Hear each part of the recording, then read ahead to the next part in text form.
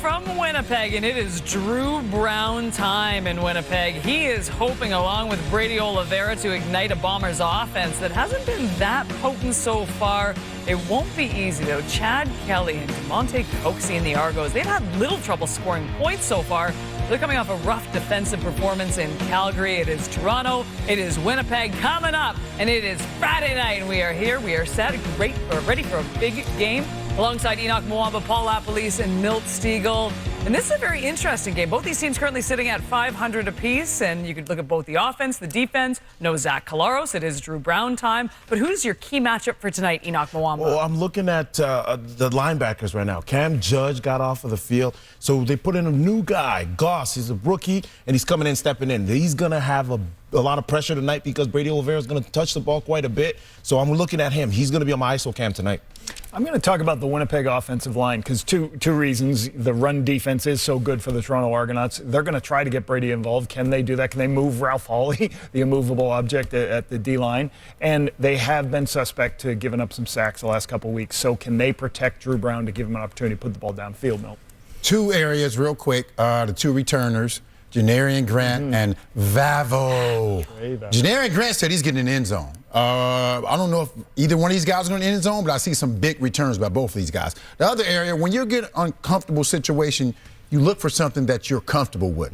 Drew Brown is uncomfortable because he hadn't been in this system with these players. But there's one player on this team he's thrown to before, and that's Nick Dembski. So I'm looking at Nick Dembski against Deshaun Amos and James Caesar, those two halfbacks who are pretty solid. I think that's going to be a matchup because I can see Drew Brown trying to go to Nick Dembski a lot because he's gone to him before. So those are the two things I'm looking at. Not that I get a say in this one, but I'm looking at one Chad Kelly against the Winnipeg fan base tonight. You talk to any quarterback in this league, and they will tell you that it is the hardest place to play. We talked to Bo about this, too, and you got to use your hands constantly. It's silent counts, exactly. So for me tonight, it is Chad Kelly, because you know that this Bombers fan base is going to be all over them. And one thing that does help him as well, Chad Kelly, that is, Shepty coming back. Agreed. Well, should be a great night in Winnipeg. Bombers are set. The Argonauts are set. We've got a pair of 500 teams going head-to-head. The call with Glenn Suter and Dustin Nielsen coming up next from Princess Auto Stadium.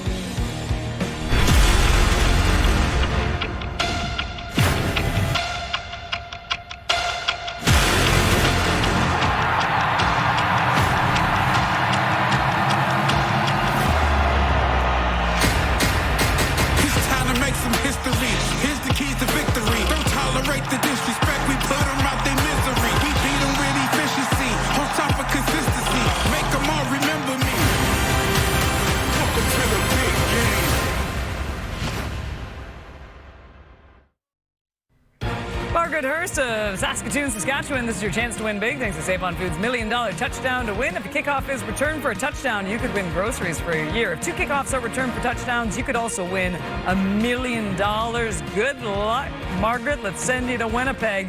It's Glenn Suter and Dustin Nielsen.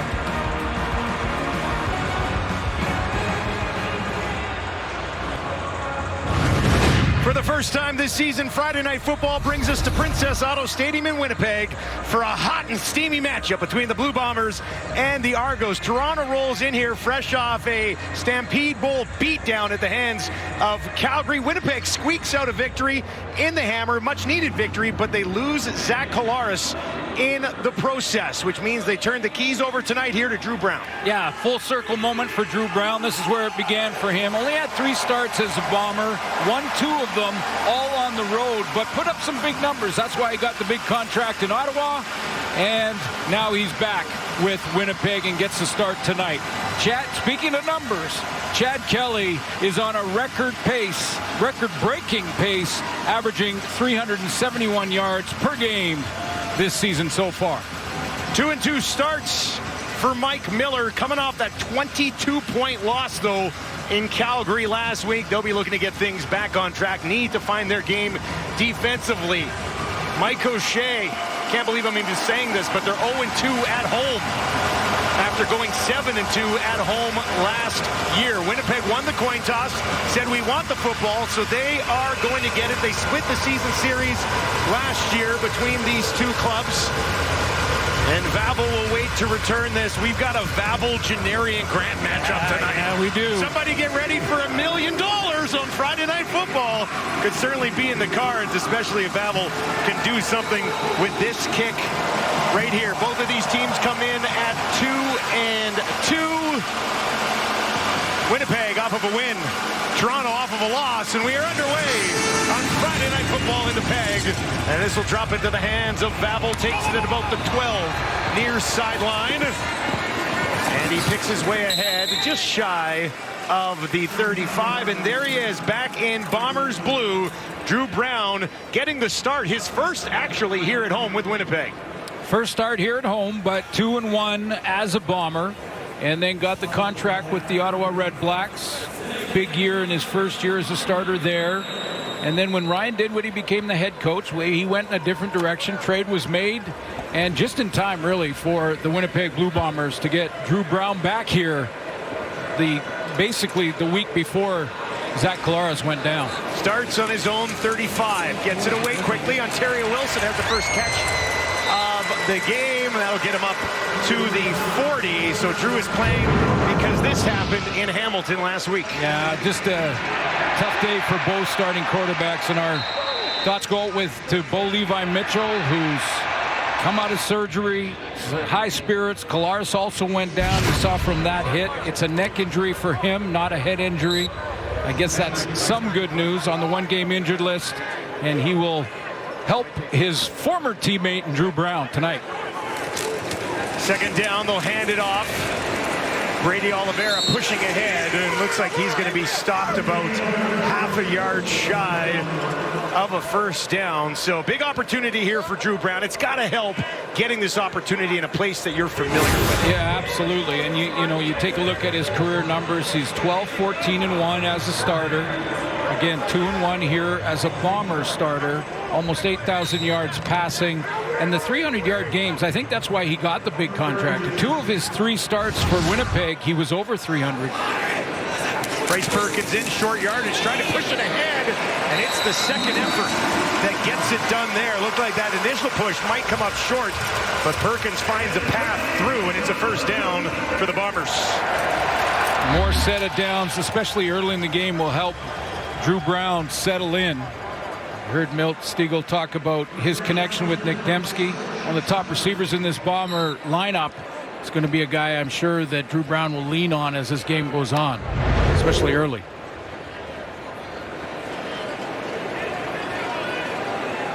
Zach was firing just under 72% here early in the season. Another quick hitter, this one back into the hands of Ontario Wilson, and that'll go for about 9 yards on the play. You got to believe he's highly motivated, too. I mean, he comes out of training camp. Well, he goes into training camp in Ottawa as the guy with the Red Blacks. Comes out of camp as the number 2 behind Jake Mayer. And hey, all credit to Jake Mayer for winning the job there. But Ryan Dinwiddie made that decision. The trade was made. And Drew Brown back in Winnipeg. Highly motivated. Perkins back in again, pushing it ahead, and once again, great second effort, and it gets the job done, and it'll be a first down for Winnipeg. He's obviously got big shoes to fill as well, Perkins, replacing Strebler, who's been pretty good the last couple of years in that short yardage situation. Yeah, it was so important now in the league, that third down. This was second, so he had another crack if he didn't get it here, but so important now. In fact, a lot of teams are killing the clock with their short yardage quarterback. Saw Tommy Stevens do that last week for the Riders.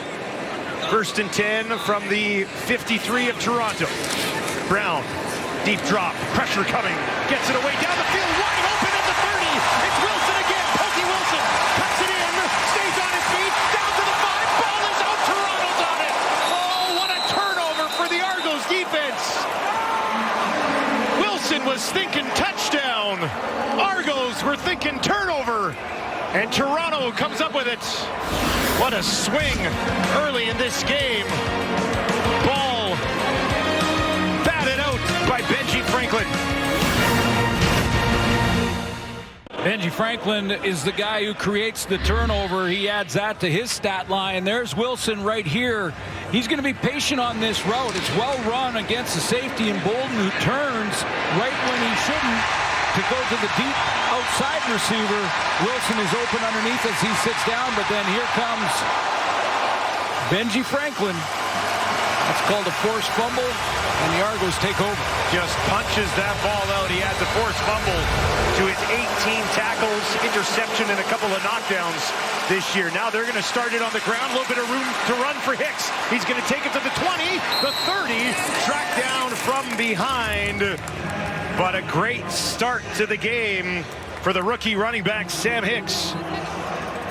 Yeah, when you look at the list, he's limping off. We'll see if he's okay after this. When you're looking at the list of, you know, the top 5, top 8 running backs in the league, he's well down there, but you have to keep in mind that, even followed our camera a little bit, but you have to keep in mind that he hasn't had nearly the touches as guys like Brady Oliveira in the top of that list. Yeah, Hicks averaging just over 6 yards per carry coming into this game. Kelly under pressure, escapes, pushes it ahead.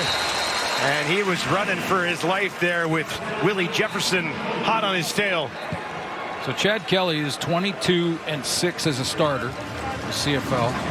He's only played against Winnipeg once. He's 1-0 in his career. But, you know, I think Lapo talked about it in the pregame show on our panel about how much he loves the deep ball. He leads all quarterbacks this year so far in deep ball throws over 30 yards with 12. That loss against Calgary is just his second loss against a team from the West in his career. Now he'll go over the middle. Ungerer wanted a flag. Looked like he sort of ran over Evan Holm, and it falls incomplete. This is what we used to call in the old DB room when the DB runs the route for you. Because Evan Holm is going to run the route for him. There's Holm playing in the deep. He's going to pick up. It becomes man in this zone look, but it becomes man as soon as the player enters your zone. As soon as Ungerer goes in your zone, it's man, and he run the route there. Haggerty averaging 53 yards per kick. That's this one down the field. Vava will take it. And Drew Brown will have the ball when we return to Winnipeg on Friday Night Football.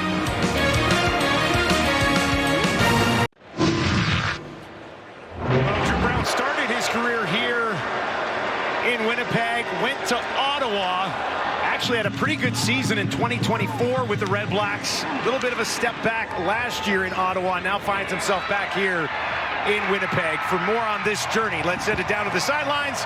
Danielle Bain. Thanks, Dustin. And you guys mentioned it a little bit earlier in the broadcast. He was fighting during training camp to try to secure that starting quarterback position for the Red Blacks. He didn't end up getting the job, and he actually ended up asking to be released from the team. Now, the Red Blacks did find a trade that worked out to bring him back to Winnipeg. Brown says he just wants to move on to the next chapter. He wants to put that behind him and really focus on his time as a Bomber. He says the relationships that he was able to make early on in his career is something that really attracted him to want to come back here. He says now that he's back, it's like no time has left. He's really enjoyed getting that familiarity going with some of the guys he used to play with. And so far, so good here tonight, guys.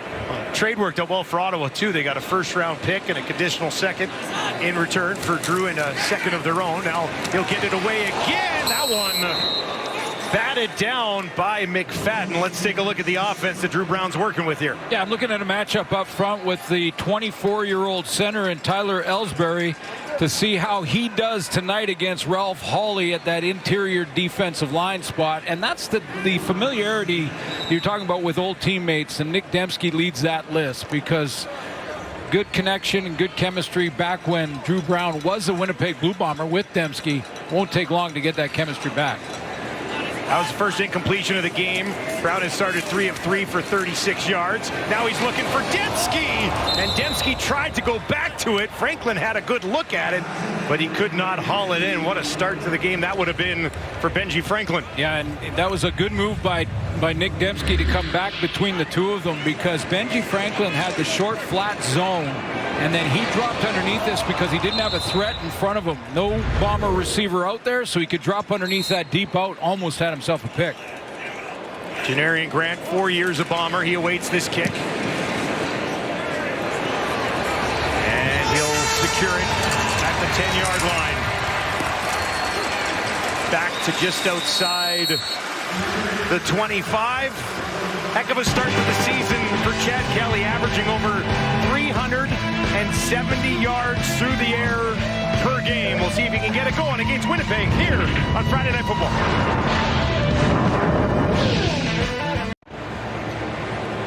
Well, a healthy start for Chad Kelly is going to go a long way for the Argos. 2-2 so far, but look at the numbers that he's putting up. Well, you look at the yards, he's on pace. I know it's early and a smaller sample size so far, but he is on pace to break Doug Flutie's record of over 6,000 yards passing in a season. He also, though, I will add, leads the league in interceptions, and that's what Mike Miller wants him to clean up. Well, and his team has allowed the most points against so far as well. Let's take a look at this Toronto starting offense. Yeah, up front they're going to put Peter Nicastro back at center because Dakota Shepley is back at guard. So that's basically the way they started, with Randolph at tackle, but Kemp's going to play there. And there's Kevin Metal, a guy that a lot of coaches right now are comparing to Nick Dembski, a slightly bigger version of Nick Dembski. That sounds good. Yeah, that's a compliment. Hicks is back into the game, so he's okay after getting banged up in the first possession. Far sideline, he finds Coxie. Major Williams right on him to push him out of bounds. And that'll be a few yards shy of a first down. Coxie's going to run that out. And Chad Kelly's going to need a little bit of time for this to develop. You see goes back to the curl and then back right to the sideline. Coming back to the football, make sure he gets some distance between he and the defender. Major Williams out there on that corner. Don't be surprised to see him get tested. Babel at the 22. Little bit of room. Breaks one tackle, stays on his feet, gets a little extra. And that return will end up just outside the 45. Strength, skill, and stamina. It's going to take it all to win it all on a new season of the Amazing Race Canada. All new Tuesdays on CTV. Stream the next day on Crave.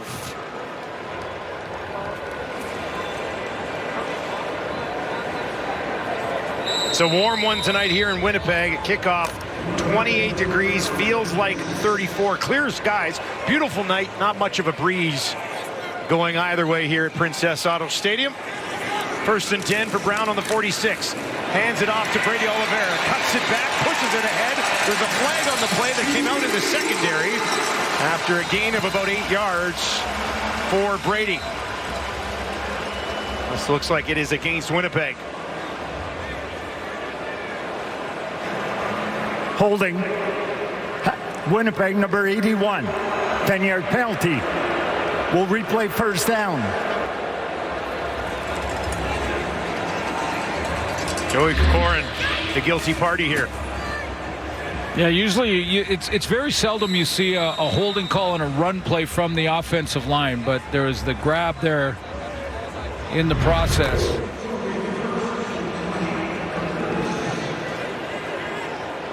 That'll back things up for a 1st and 20 for Brownhill. 4 receivers to the wide side of the field.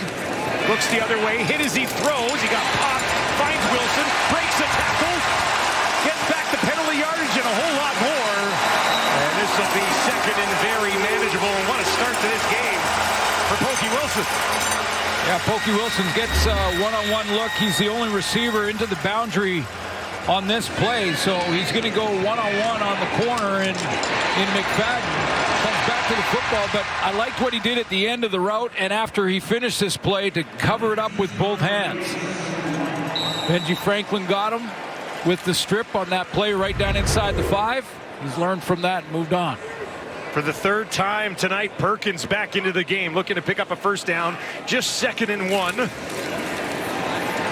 he lunges into the pile. Should be enough. Let's take a look at this Toronto defense. Yeah, up front, that's a matchup. We'll see this offensive line against Ralph Hawley. 8 sacks last year with the Argos, and Hawley a force in the middle.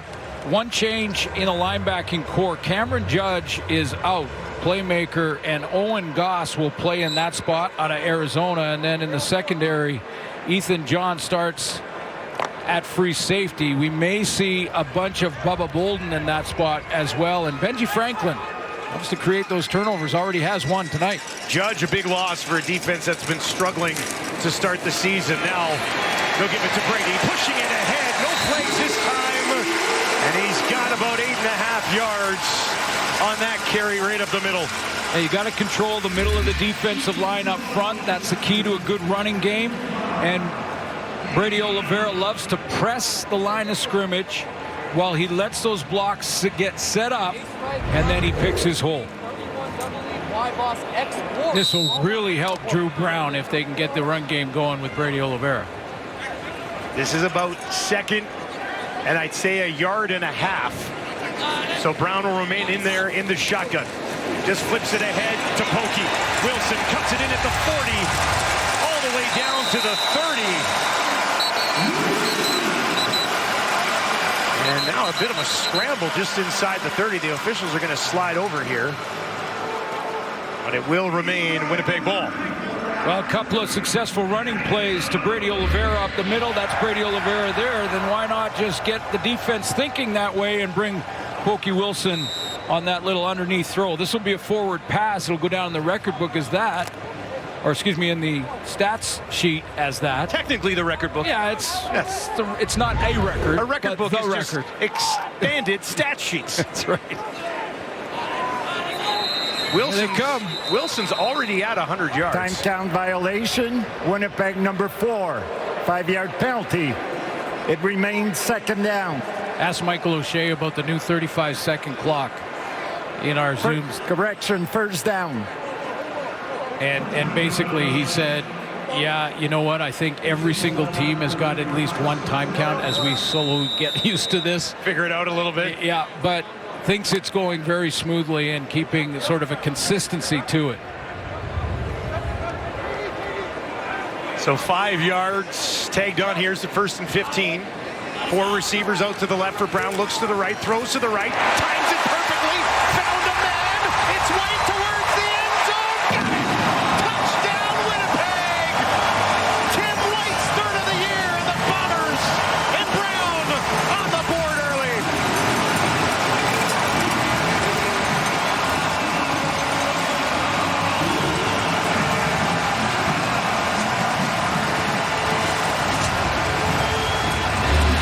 Drew Brown looks pretty good in this first quarter. His first reps in a live game, basically in the regular season this year. And you're wondering when they were going to get Tim White going in the deep ball. Did not have a play coming into this game over 30 yards. That's a big one. Castile for one more, 7-0. Winnipeg leads. There's a flag on the play. Tim White consistently 6 or 7 touchdowns over and over and over again in Hamilton. And he's off to a great start here in his Bombers career as well.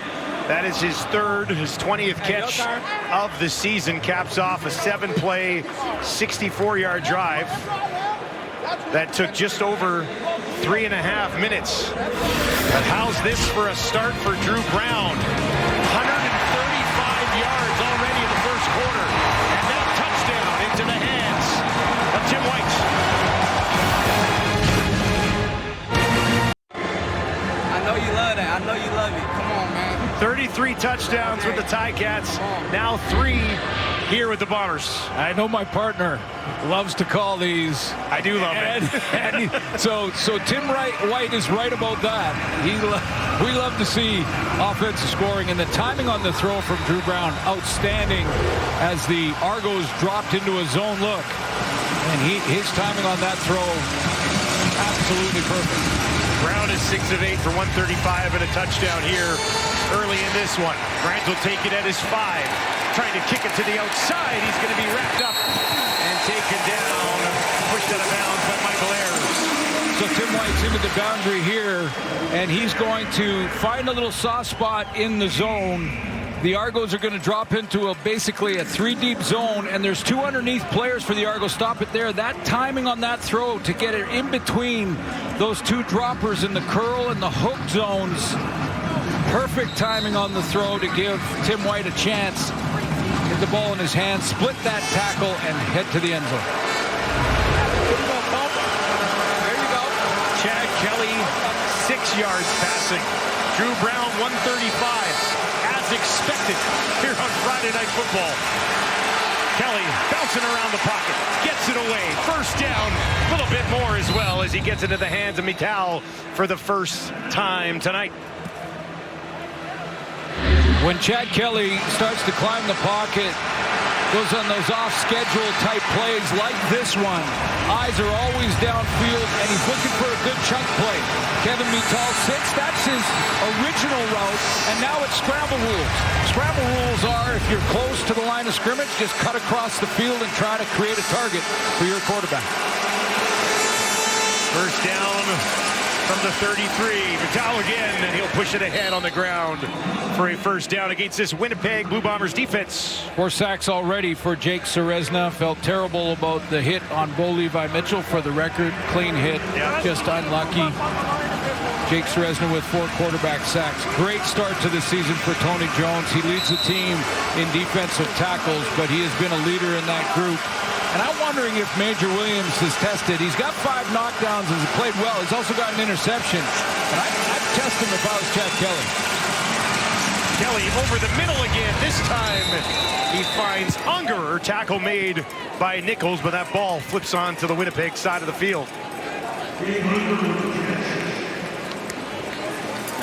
Unger goes on that side of the field to Major Williams, but it is his own look from Winnipeg Blue Bombers. Not his man on that big route.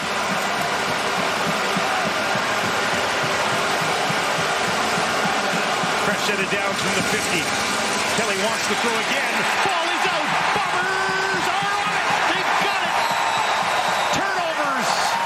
An issue for Kelly again. Tony Jones says thank you very much. He's going to make the play. He's coming on a blitz or a stunt and added into the rush. Cramdy's coming from off the line of scrimmage, so he's not really counted up front. Here he comes, number 6. He's not blocked, and then he just stays with it. Doesn't jump when Chad Kelly pump fakes him. He stays on his feet, moves slowly forward, and then slaps it out of his hands. Excellent field position for Brown and the Bombers. This drive will start on the Toronto 52. Wilson and White, the only receivers with catches so far. Now they'll get it out to Wilson again. A little bit of a screen for the receiver, and he'll take it down inside the 50. Let's give you another look at the turnover. Reddick Cramdy moved to the safety, started his career on the teams, made his way to that dime spot, but the key was he didn't just sell out on the dive to try and knock down that ball when Chad Kelly tried to pump fake on him. Which is what you see so often, right? Absolutely. It's instinct. You're coming off the edge. You got a chance to knock the ball down if he's trying to throw hot right through you. Good discipline. 2nd and 6 here. Argos send 5. And that one is batted down in the direction of Dembski. Darius Pickett stepped inside and made the play. There's your dime there. There's Dembski. Trips to the wide side of the field, and I thought Pickett had this one. He played this downhill, came out of a cannon. Now he did make some contact, and it looks like there will be a challenge here. Well, was it early? Was that contact a little early? Yeah. I mean, he was coming underneath to try and make that play on the ball. I thought he was going to. He was so quick out of his break.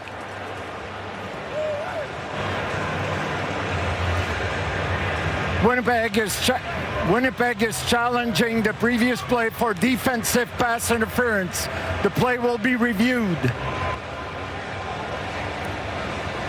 The crowd was all over it the moment that pass was broken up. And then O'Shea immediately looking up to the big screen to get another look at it. Let's give you another look at it right now. Yeah, we'll give you as many looks as we have to see if this contact was early. Nick was looking for the flag.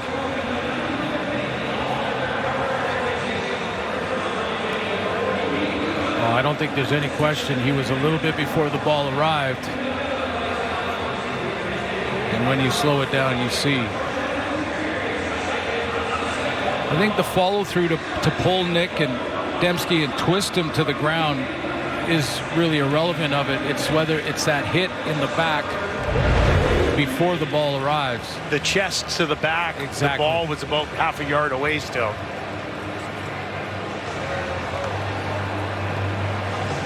Now the question is, was it catchable to Dembski? And let's take another look. And if you look at it in real speed, this is a little slow motion again. So, and Pickett has a right to the football too. He just can't go through Dembski to get there, and that's what we're looking at now. So when you see it bang bang, it's a lot closer than you look at it in slow motion. If Pickett doesn't run through him, does Dembski get back to that football? That could be something that they're looking at. It's going to be interesting ruling it took here. a while, yeah. Let's send it down the field. Upon review by the replay center, the ruling on the field stands. Winnipeg is charged a timeout, and they're out of challenge. Princess Auto Stadium, safe to say, does not approve. Looked like he was early, so they must have looked at, was the ball catchable? And with Pickett having a right to the football, they ruled that he didn't go through Dembski to get it. He was cutting underneath, and the shoulder pads just hit on the way through. Instead, we get a 56-yard attempt from Sergio Castillo. That is up, and with Grant lurking in the end zone, it is through. Winnipeg 10, Toronto nothing, and a good start for a Winnipeg team desperate for a win at home after starting the year 0-2. They lead the Argos 10-0. Drew Brown looks pretty good so far.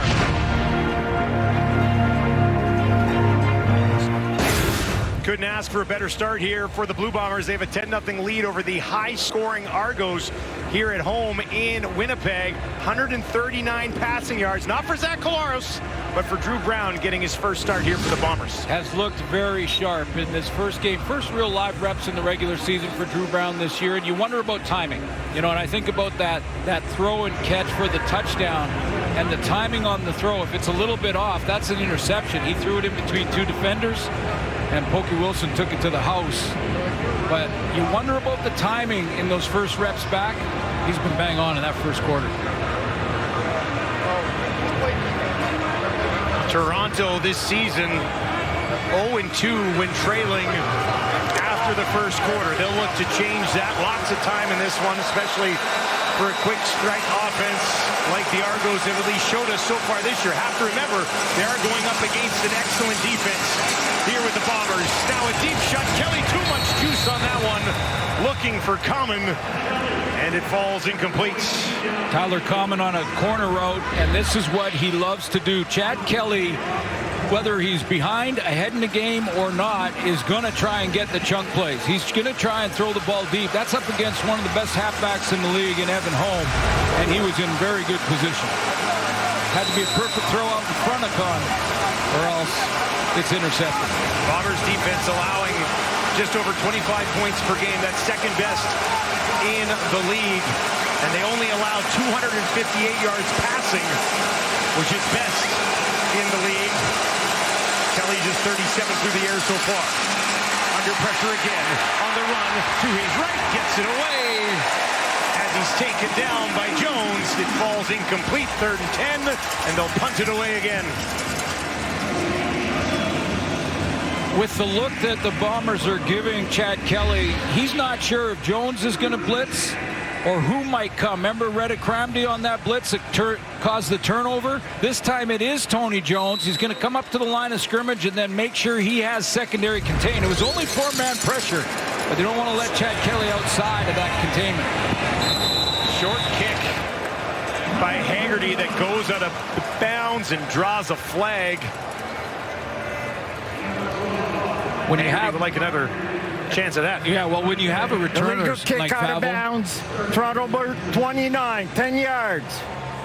returners like Favell, returners like Janarian Grant, 2 guys in this game. By the way, a big reason, and I'm stealing this from Dave Dickinson, the head coach of the Calgary Stampeders, who said it in a post-game interview. One of the reasons scoring is through the roof this year is because of the field position created by great returners. And what it does to you as well as a punter, it starts to get you a little paranoid, and all of a sudden you start kicking it out of bounds, and that's good field position for the offense too. So without touching the ball, Favell made an impact on that play. Pokey Wilson's been targeted 7 times already in this game. 1st and 10 on the 44. Brown drops back again. He's under pressure. Gets it away. Coming back to the ball was Dembski. Hops right back up. They're going to say that he's down. And that is a veteran receiver coming back to the football. Well, he had to scoop that off the top of his shoes there. Drew Brown steps up in the pocket. Little play action fake to Brady Oliveira. And that's a tough throw to make. Try to escape to your left, throw it against the flow, and look at that concentration and catch from Dembski. Hands underneath, secures the ball. Brown rolling to his right. Didn't like what he saw, and he just has to eventually throw it away with pressure from Kongbo right in his face. And therein lies a key to this decision with Drew Brown. Intentional grounding. Winnipeg number 4.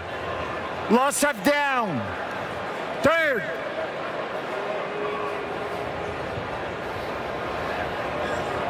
Looked like that crossed the line of scrimmage.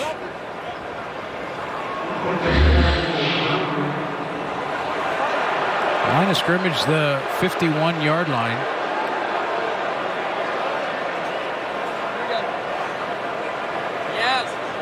Yes, Twix, left. There's definitely receivers there. Was he at a... They're going to say a cross before the line of scrimmage.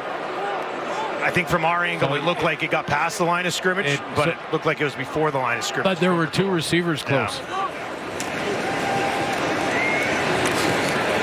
Get it away. And that one down to the 45 in the hands of Tommy Neild, and that'll bring Castillo out for another long field goal attempt.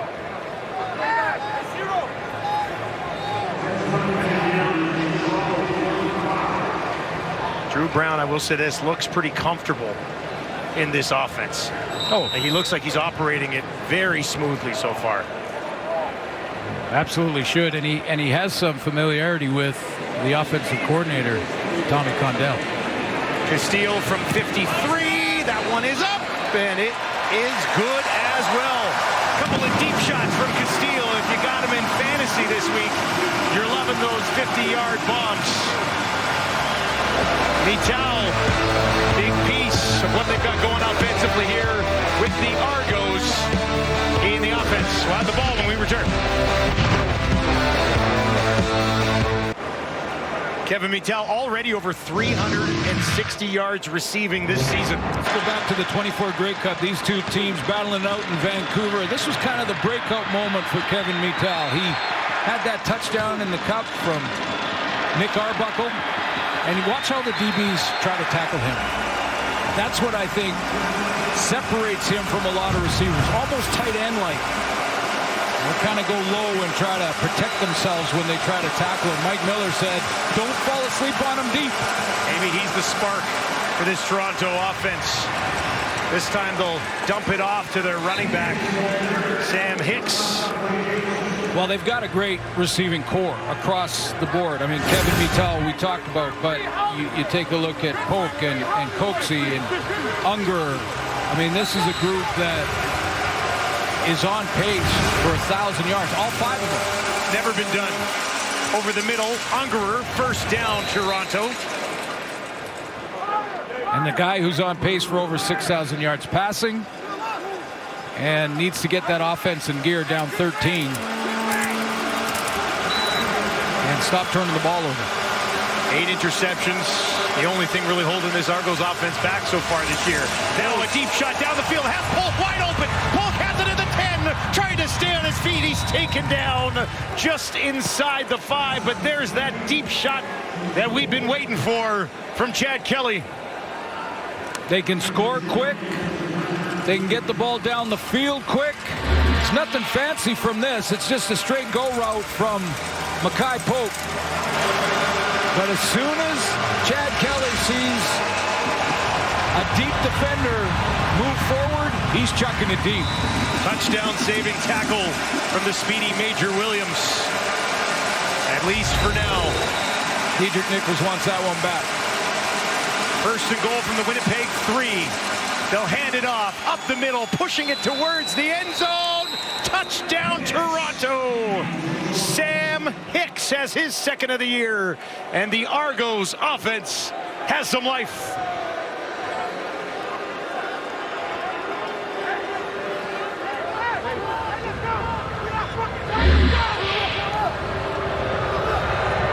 Hicks was banged up. Good to see him back and healthy again. He had to drive that extra yard to get there. Big play made by Polk, though, on the deep ball. I could see Dedrick Nichols walking back to the huddle after that, just cursing himself. Nichols doesn't usually have guys like that get that far in behind him. Just a little shake. Nothing real fancy from Polk on the road, but it's a little shake when you get up there and that far down the field. All it takes, as soon as Chad Kelly sees a DB moving forward, when he has deep responsibility, he knows one of his guys is getting him behind. 4 plays, 70 yards in just a minute and 42 seconds. Finished off by the rookie running back, Sam Hicks. 13-7.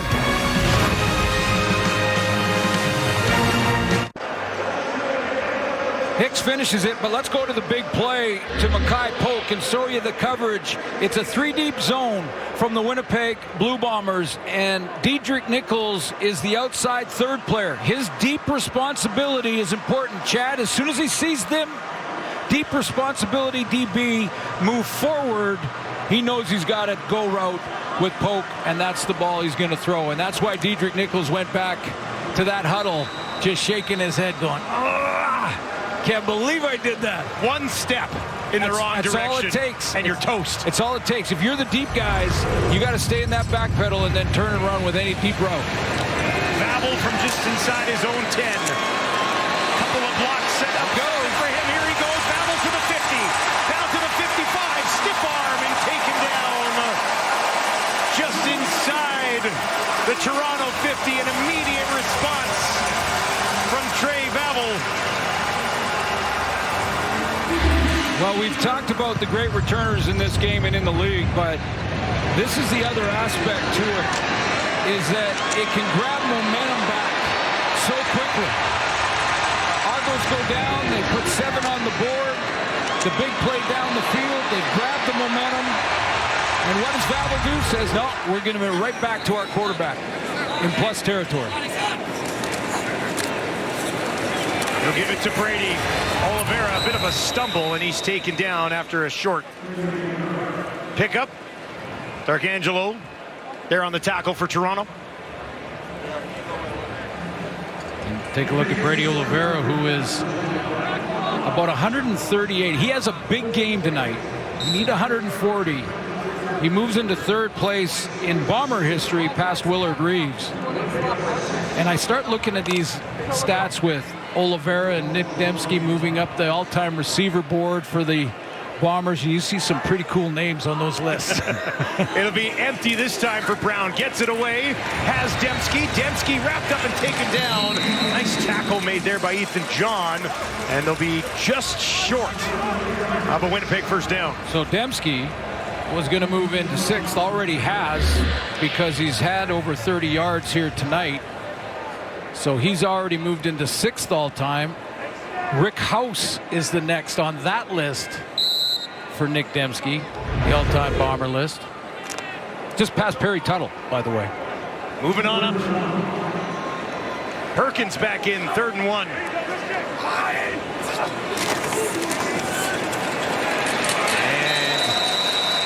another secondary surge gets the job done for Perkins. Done that 4 times already here in the first half tonight.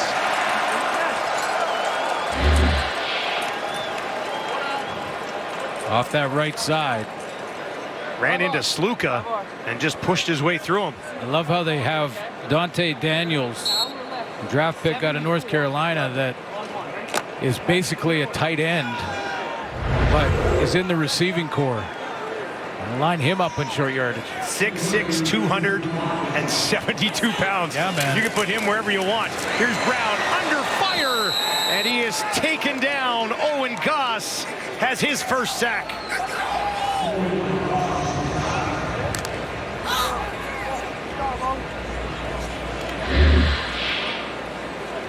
Which one of them are coming? There's 4 on the line of scrimmage. Linebackers, this is all out. This is all out. Not enough to block everybody. Send 7. Only 6 in there to block. Goss getting the start in place of Cam Judge. That math doesn't work out for quarterbacks very often, unless they can get it out of their hands quick. This time Toronto just sends 3. Brown moves it ahead, and diving over the 35-yard line was Tommy Neal. Back to field goal range, comfortable field goal range for the Bombers on that play. I'd say about 60% of the field is comfortable field goal range for the Bombers with Castillo. I mean, hasn't been great so far this year, just under 64% coming into this game. And just 1 for 3 from beyond 50 so far this season, but he's got 2 50-yard bombs already. This one, Castillo chip shot really from 40, just inside the right hash. Right, it is straight down the middle. Winnipeg with a lead at home on Friday Night Football, 16-7 here at Princess Auto Stadium.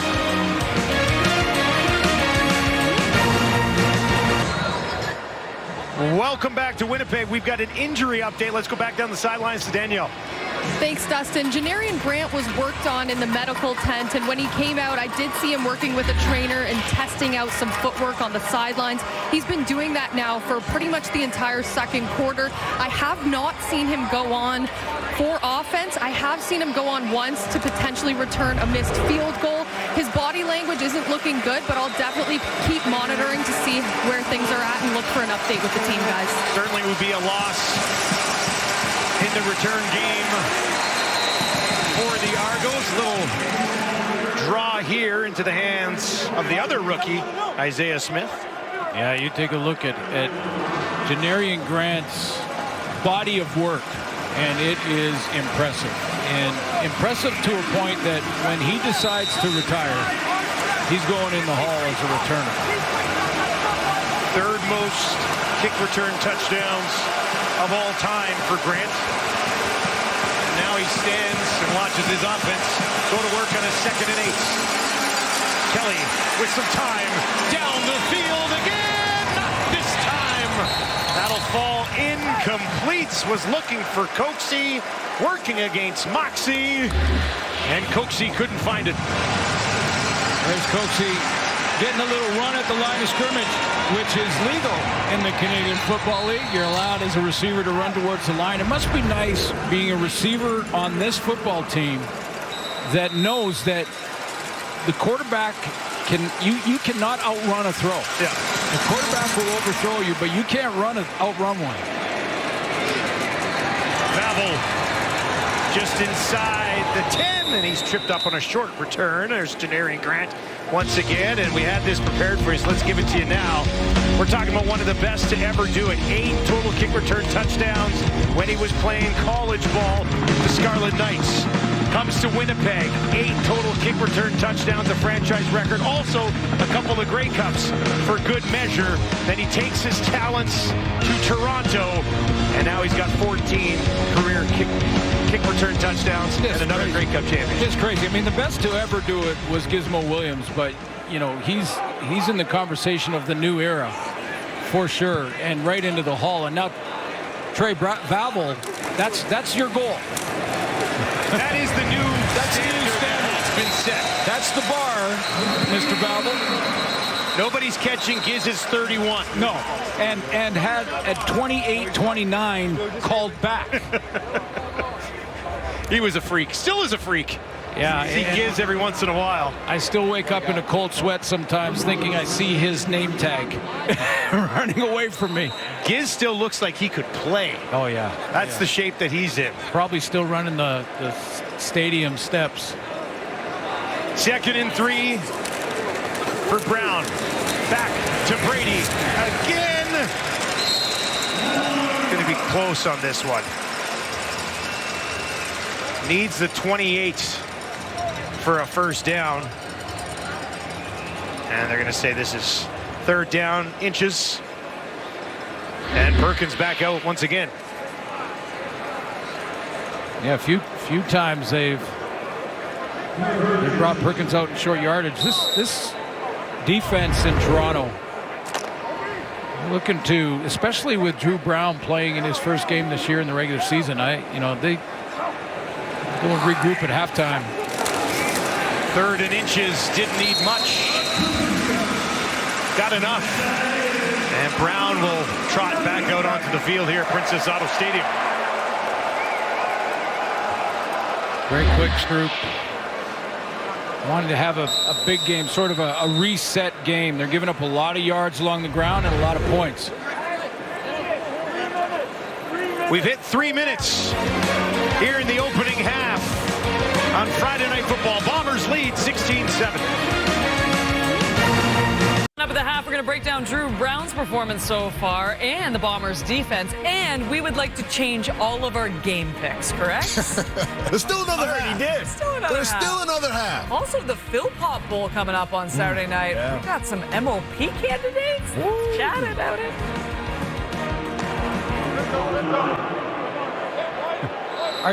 Bunch of flip-floppers. I was going to say, are you allowed to? No, you're not. That's not how picks work. You can't just change your pick partway through a game. My goodness. Brown, a lot of time. Now he's on the run. Out to his right. Can he find anything? Quick one to Wilson. Off his hands.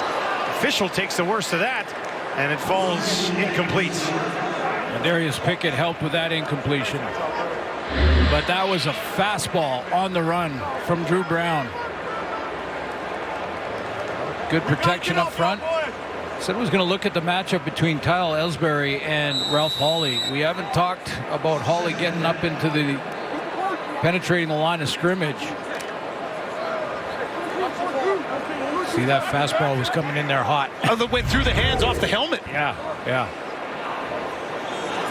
Argos will send 4. A couple back off. Now they're going to lay it out near side. Dembski perfectly executed.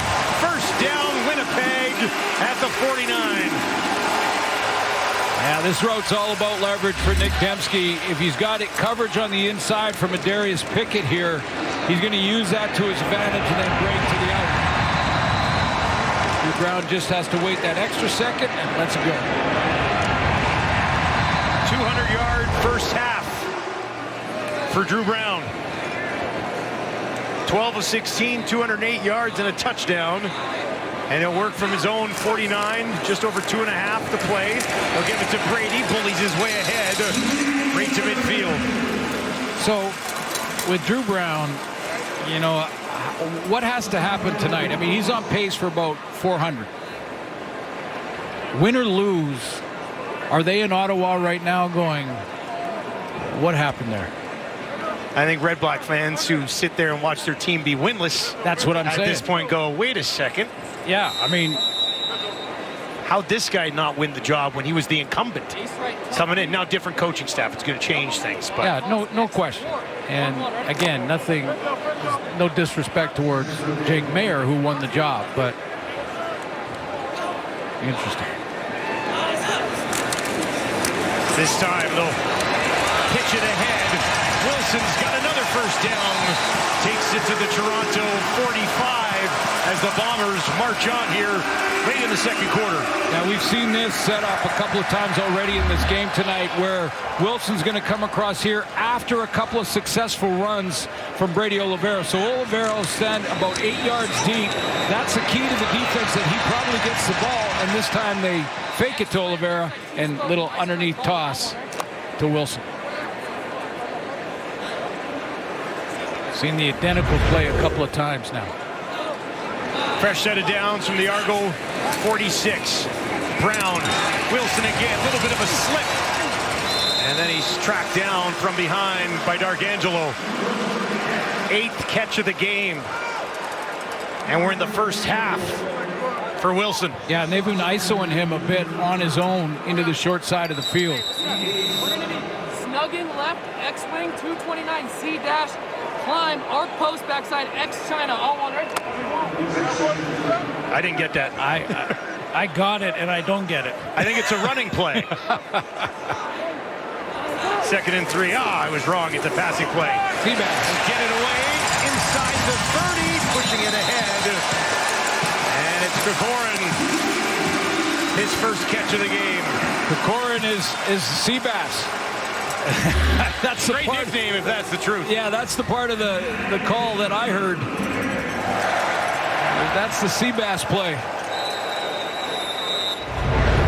It's like another complete language. The amount of studying that must go into playing football is incredible. Well, it really is, especially on the offensive side, but on both sides of the ball. Tommy Condell, though, does have a relationship with Drew Brown. They've worked together in the past. Yep. Out in Ottawa, Brown now patiently decides to take off, gets it away, hit as he does, found Deskin. It's another first down for the Bombers.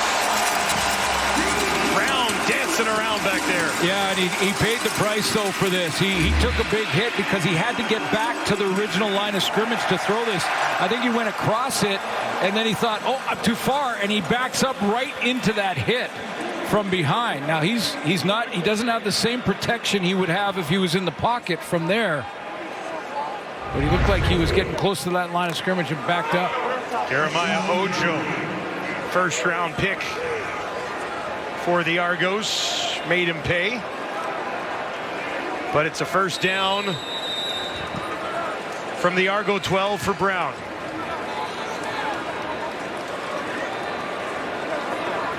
He's got Wilson at the top of your screen. They'll hand it off to Chris Ike. Chris Ike takes it down inside the 10. Benji Franklin with the tackle, and that'll set up second down and manageable here for the Bombers. It's the details and the little things. Tommy Condell probably saying directly to Drew Brown that you want to milk the clock a little bit. We're in line for points, but don't give Chad Kelly any time before the half ends to go and match a field goal or a touchdown. A little game strategy there from the Bombers.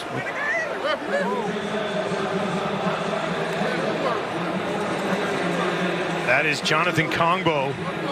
6 tackles, a couple of sacks this year as well. Was a Bomber at one time. Was with Edmonton as well. Tied for the league with that team in quarterback sacks. Really coming into his own over the last couple of years. Looks like he'll be okay.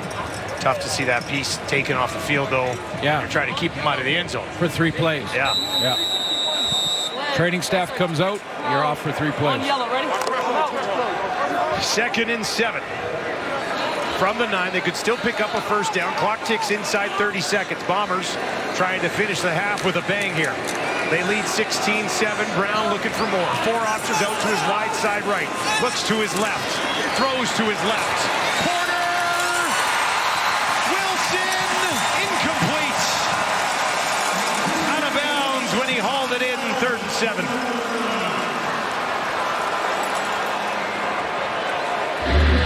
He makes the catch in the corner of the end zone. Drew Brown with that pre-motion. He got the Argos to declare what they were going to run. Let's see if Wilson's foot was down. No.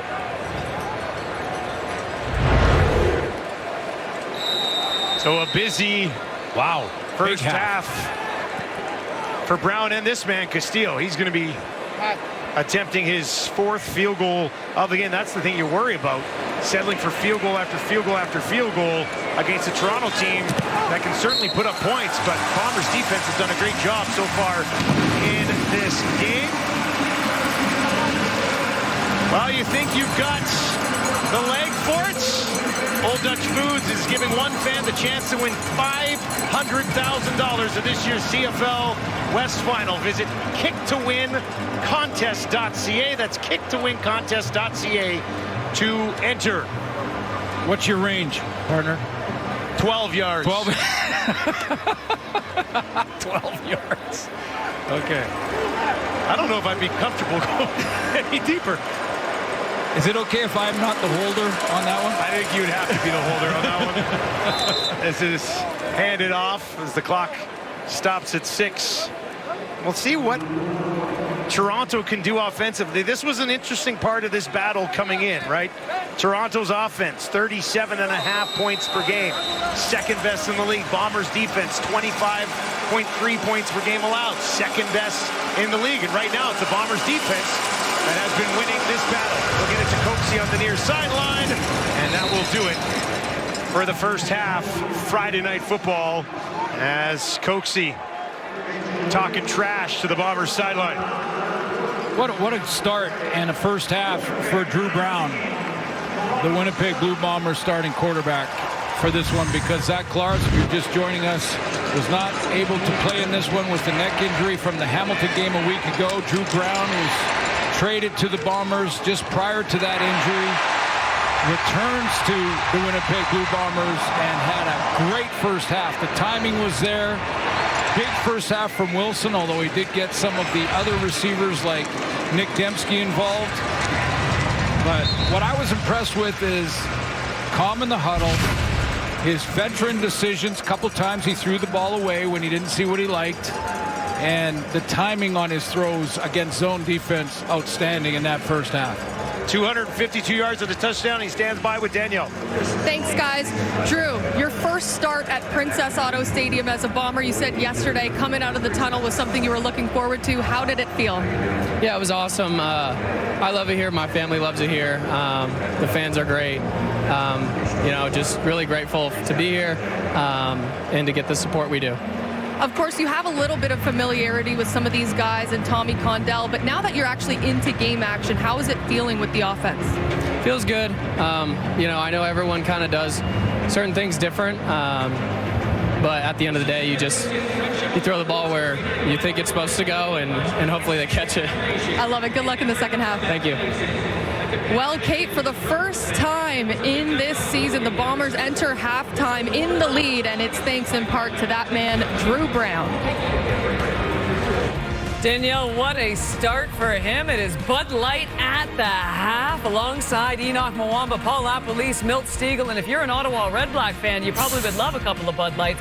Let's see what that interview really said. Drew, you didn't get your shot in Ottawa. How was your performance tonight? I told him they should have kept me. That Ryan Dinwiddie, I told him. He didn't even give me a chance, but you see what I'm doing now? Ryan Dinwiddie, I told you, buddy, they should have kept me. Now I'm the man over here. So that's what we're doing at the half now. We're going to give you exactly what the players really wanted to say. But for Drew Brown, he's on pace for over 500 yards. Obviously he might not keep this going. Yep. But Milt, overall, this has just been a really impressive first half by the QB. And the one thing I've noticed in this game, and we've seen Drew Brown play, 2 years in Ottawa, numerous games. He's had some great games, but he's never seemed this comfortable.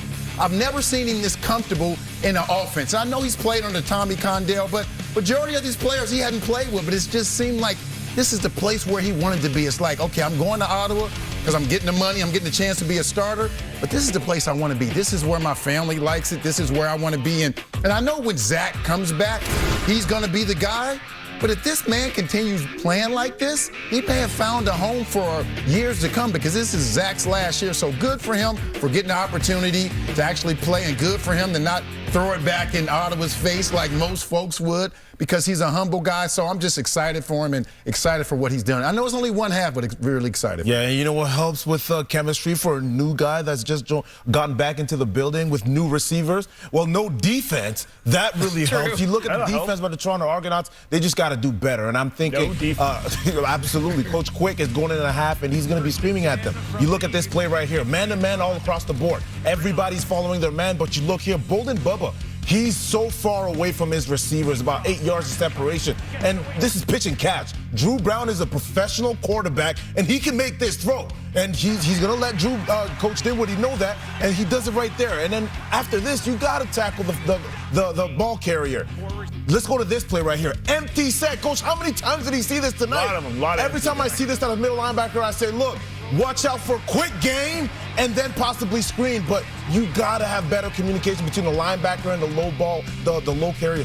Listen, he's going to catch the ball down low. You still got to make the play. But they're going to keep going to that empty formation until the Toronto Argonauts can do something about it. And it's going to be quick game, and it's probably going to be screened down the road. You got to know that's coming. Yeah, I want to talk about I'm going to start talking Winnipeg defense. Let's start, though, with Winnipeg's offense. They've got 20 minutes time in possession. So they've done a good job offensively, the Bombers, of keeping Chad Kelly on the sideline. They've done an excellent job of that. But defensively, I love what this defense, and we're facing one of the top offenses in the CFL. What are they doing? They're getting after the quarterback, cause a fumble here. They are shutting down this group. This is 4 punts, 1 fumble, 1 touchdown, the explosive play. Sam Hicks, up to that last drive, had 3 carries for 30 yards. Chad Kelly, 104 yards going into that last play of the half. And he had a 55-yard bomb. You see this double move. Dedrick Nichols gets caught on the double knee. He's got to be the deep player. But this defense has done an excellent job of, saying, hey, you guys, we're going to take care of business because the Bombers are only kicking field goals, guys. They're not scoring touchdowns. Listen, they're not finding pay dirt. I guess that's the saving grace when it comes to the Toronto Argonauts in the second half. Time now for the Bud Light easy call of the half. And we're going to give this one to Tim White. Not a bad play whatsoever here. Beautiful little throw from Drew Brown. And it's 1 reception. It's 35 yards to the house. It's Tim White's 3rd of the season. It was a pretty little throw, too, right in the middle of the coverage. You're right. Argos need to tighten up this in the second half. It's the exact same problem they had against the Calgary Stampeders. We've got ourselves a 19-7 football game. Much more coming up right after this. I'm on a whole nother level.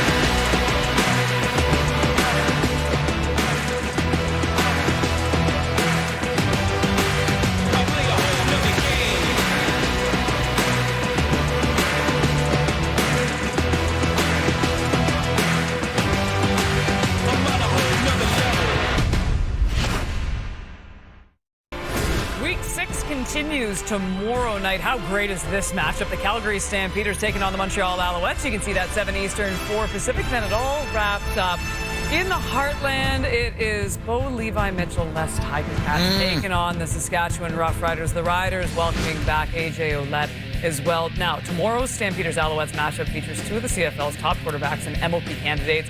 VA coming off that 7-touchdown game. Davis Alexander hasn't thrown for less than 335 in a game this season.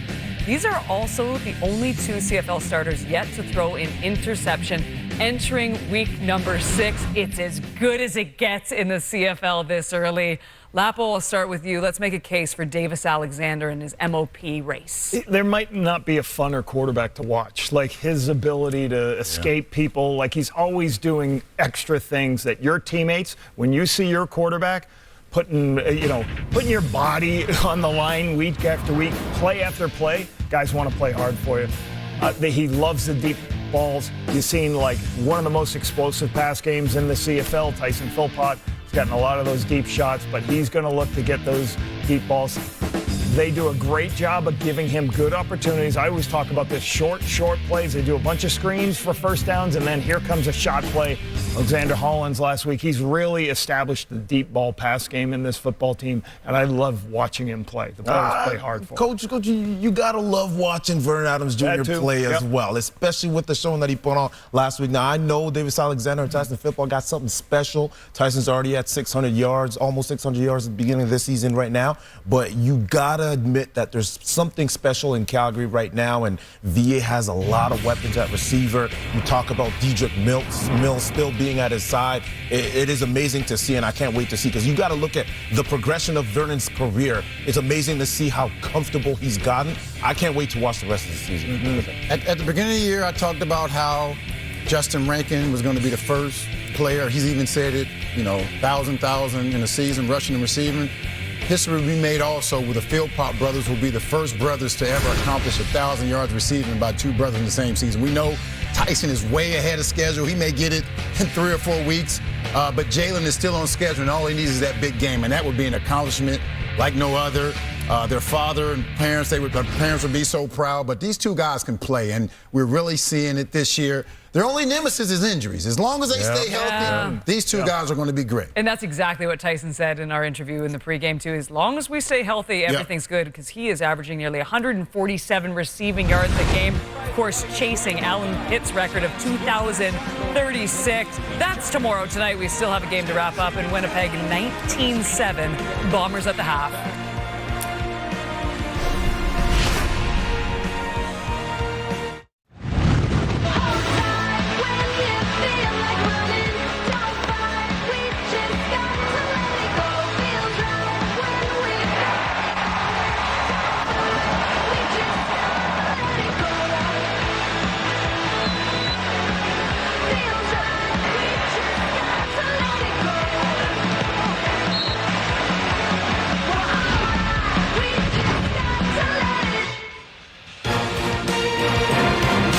Football in Winnipeg. The Argos trailing 19-7 at the half. Benji Franklin standing by with Danielle Bain. Benji, you guys are down heading into this half, but you have been able to force some field goals for them. Is there anything, though, that you're looking to tighten up here? Just tighten down the explosive plays. We know what they're going to come out and do in the second half, but we just got to stick to our brand of football and run to the football and be physical. I guess there isn't really any video or film of Drew Brown leading this offense. So what are the challenges when you're going up against a new quarterback that you can't really study ahead of time? We know what he did in the previous years before, but now it's all about what we can do and just play our brand of football and just make plays. Thanks so much. Good luck. Thank you. Second half, ready to roll here at Princess Auto Stadium. Good news for the Argos. Janarian Grant is on the field. Was banged up in the first half. They were looking at him. He's good enough to be out there to return this kick, and they will kick it in his direction. He won't take it, though. He settles in behind Hicks, and Hicks will grab it, and he will take it back to about the 30 on the return. And there's Chad Kelly. From what he's done so far this year, not that of impressive first half. No, exactly. I mean, when he's averaging 371 yards a game coming in, even the 2 games that they lost, he had big yards, touchdown throws. I mean, in the one game they lost to Ottawa, he threw 4 picks, but also threw 4 touchdowns.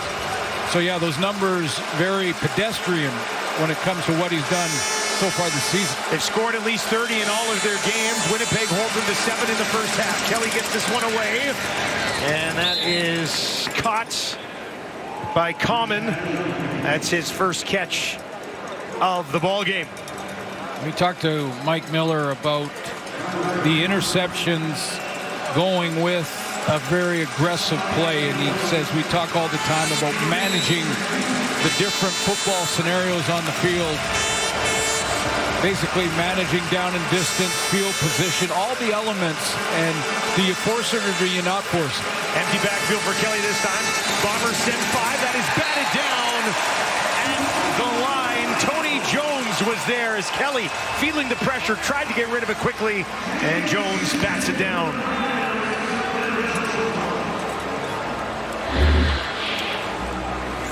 Line of scrimmage is loaded, so Kelly's anticipating that it will be a blitz. It turns out that way. And coming off the edge, that ball is blocked. Haggerty, a low driving kick. Vavel hustles over, grabs it just outside the 20. And now Vavel spins it back. And he's wrapped up and tripped up just inside the 30. There's Drew Brown. What a first half. Welcome back to Winnipeg indeed. 16 of 21, 252 yards, and a touchdown.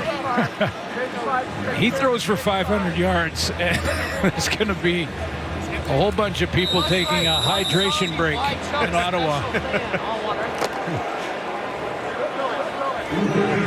Looks very like he belongs, I guess you could say, in this Winnipeg offense so far absolutely. here tonight. Absolutely. Helps when you have this guy. They'll give it to Brady Oliveira. Brady just 6 carries in the first half for only 29 yards. You've got a lead here. Maybe we'll see them work in Brady a little bit more. Picked up 3 yards on that one. It'll be a 2nd and 7 for Drew. When I looked at the receiving core and Drew Brown playing with Nick Dembski when he was a Bomber a few years back, thought he might be the primary, but in that first half it was actually Wilson who did a lot of the heavy lifting. 4th career 100-yard game for Wilson already in the books. It's his 2nd one against the Argos. There he is again. Perfect timing as they'll get it back to Wilson. Sees the contact, pushes way through it, and he's got a first down for Winnipeg. Well, I think this is what Enoch Mwamba at the halftime break was talking about on the panel, that the linebacker play for the Toronto Argonauts and secondary play has got to be better. I mean, this is Kofi Wilson comes back towards the line of scrimmage to get a little bit of separation and gets the first down. Had the linebackers anticipated that crossing route, they make the stop well short of the sticks. Just 2 catches last week for Wilson on only 2 targets, 39 yards. Did have a touchdown last week, but he's been a monster so far here tonight. Back to Brady, pushing it ahead. And if you are just joining us, let's flash it back to the first half. Here's what Wilson was able to accomplish. Well, it started out a little bumpy. He made a big play down the field, but then was stripped by Benji Franklin. And then he said, I'm going to let that go and get to work here. And boy, did he ever. Primary target for Drew Brown. Remember, this is a guy who was the nominee for Rookie of the Year a couple of years ago for the Bombers. 8 for 120 in the first half. 2nd and 5. Brown gets it away. And this time it's Dembski. And that'll be enough for a Winnipeg first down.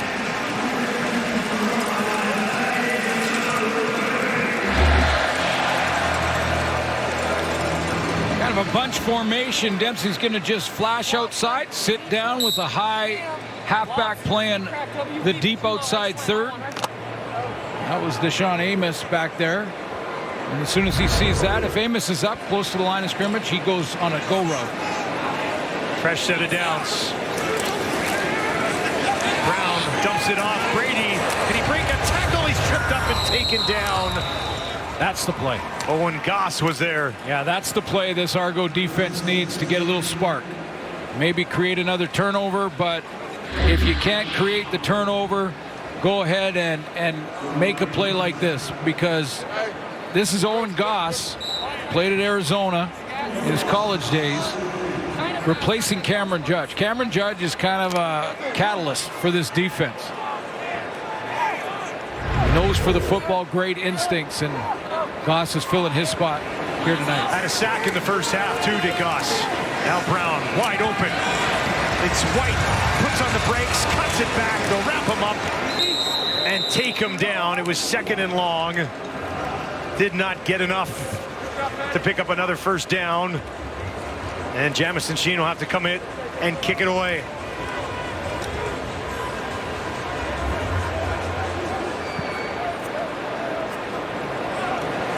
Grant back to return this with Ungerer on the other side.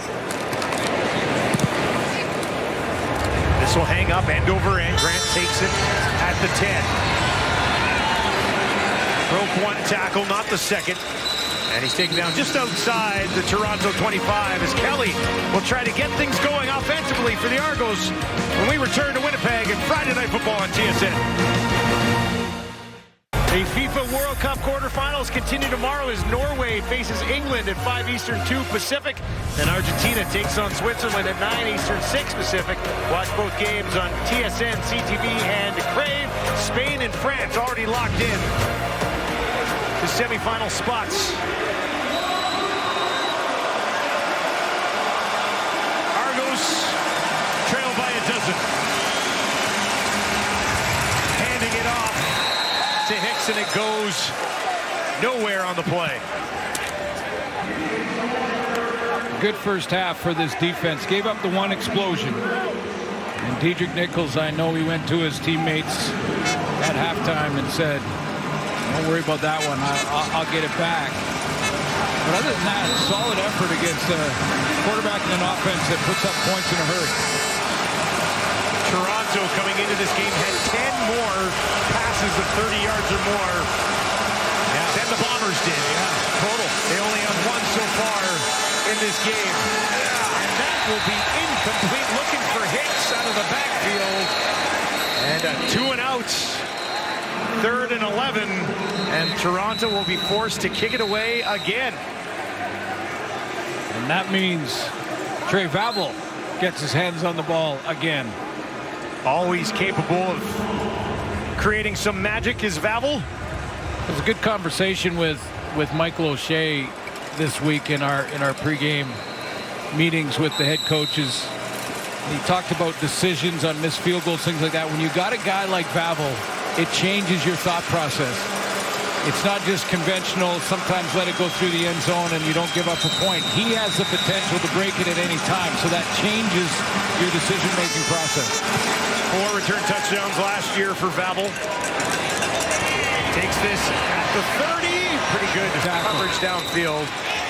And they stop him just outside the 45. There's one of the Bombers' all-time greats, Nick Dembski. More on him when we return.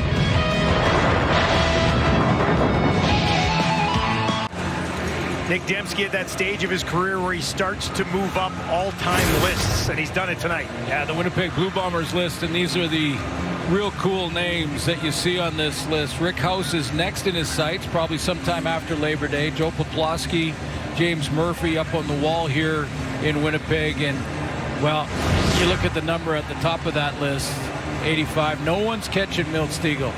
Well, except maybe the cow. But no one else is catching Milt Stegall. Milt could celebrate slightly too early, and somebody catches him, but not likely. Nick Dembski would need 10,000-yard seasons to get there. Here's Brown with time, and he drops it in there nicely to Tim White, who found a soft spot in that defense, and Brown made no mistake. How about that deep outside throw? That's a tough throw to make from deep in the pocket. Got the wide field, you got a DB just coming downhill after the football, and you just lay it out there to Tim White. Now White helps his quarterback by taking a step back towards the ball, but that's a long, deep throw in Canadian football. First down from the Toronto 47. Back up the middle, Brady Oliveira pushes it ahead. And he's close to a first down, might be just shy. Yeah, it looked like to me like the Argos were anticipating this, because even from the secondary, they were closing in on the box, trying to outnumber any sort of run blocking play here. Basically a run blitz, but didn't matter. It didn't matter to the offensive line for the Bombers, who just opened up a gaping hole for Oliveira.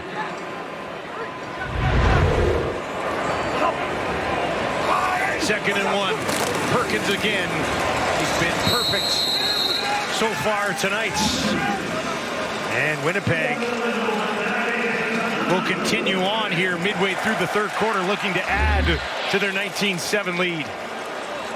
Yeah, and part of the management of the game now, and again, when people hear that, sometimes they think if you're telling a quarterback to manage the game properly, you're telling him to sort of surrender. That's not the case at all. It's about managing where you are on the scoreboard, where you are on the field, when it's time to make those tight window throws, when it's time to maybe throw it away. All those decisions important, and that's why a veteran's behind center right now for Winnipeg.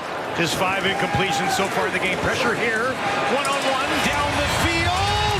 And that is taken away. Amos got in behind Wilson.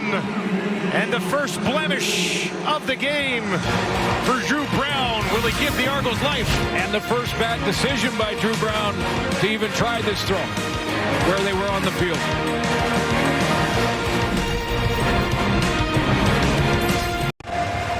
Deshaun Amos with his first interception of the season. Well, I get that you want to get the ball to Wilson with the first half that he had. Pokey Wilson's going to be on this long layered crossing post route, but this is a decision that I know Drew Brown would like back. I mean, he is well covered with Amos over the top with a step and a half. Really no chance to get that one in there, and the Bombers were in field goal range at the time. Drive starts at the 30, into the hands of Coxie. He's got nowhere to go. They're going to drive him back. Winnipeg's defense is running to the ball tonight. So Mike Miller now comes out in the second half offensively and throws a little bit of the quick game. Try to get the quick game, and what that does is it pulls the secondary for the Bombers closer to the line of scrimmage to oversimplify things. But they get closer to the line of scrimmage, whether it's man or zone. Jordan Younger's group goes, okay, if you're going to run those hitches, we're going to get up there and make the tackle so that Chad can go over the top. They actually lose a yard on the completion to Coxie. Kelly under fire again. Down the field to the 50. That is caught. He found Coxie on the run, and it's a first down for the Argos. Nice job by Coxie on the scramble rules to find a little hole. If you're a deep route, you come back towards the line of scrimmage. Chad Kelly, again, off schedule, steps up, sees the pressure coming around the edge, and rolling to his left goes across. This is the scramble rules. Okay, so Coxie's got this go route, and then he's coming on the dig, and he sees, okay, I got to find a hole because my quarterback's on the move. First down of the half for Toronto. Kelly looking to load again. Pressure there, and he's taken down. It started with Willie Serezna involved as well.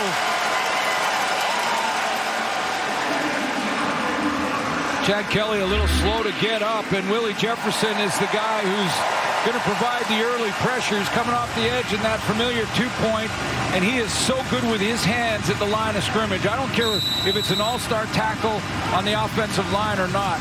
He swats those hands away so well, and by the way, can swat the ball down with those hands. You do that too. Big second down here right at midfield.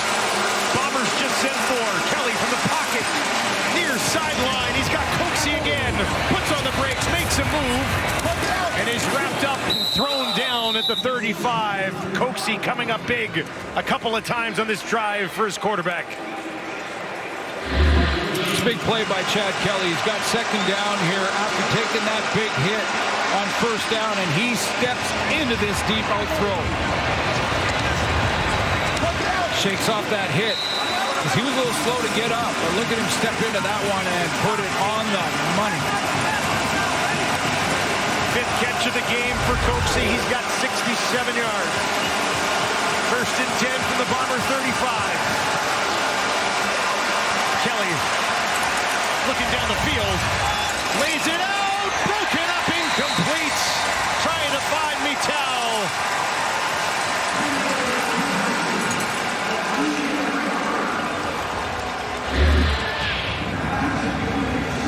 There he is, trips to the field, and Kevin Mittal is going to, again, his scramble. Now, he's got the dig at the intermediate range. He sees Kelly on the move, knows Chad Kelly wants to throw the deep ball if he's scrambling, if he has a choice. But that play made by Jake Kelly over the top. Great play by Kelly. Now, time to jump nicely. They'll do it again, second down.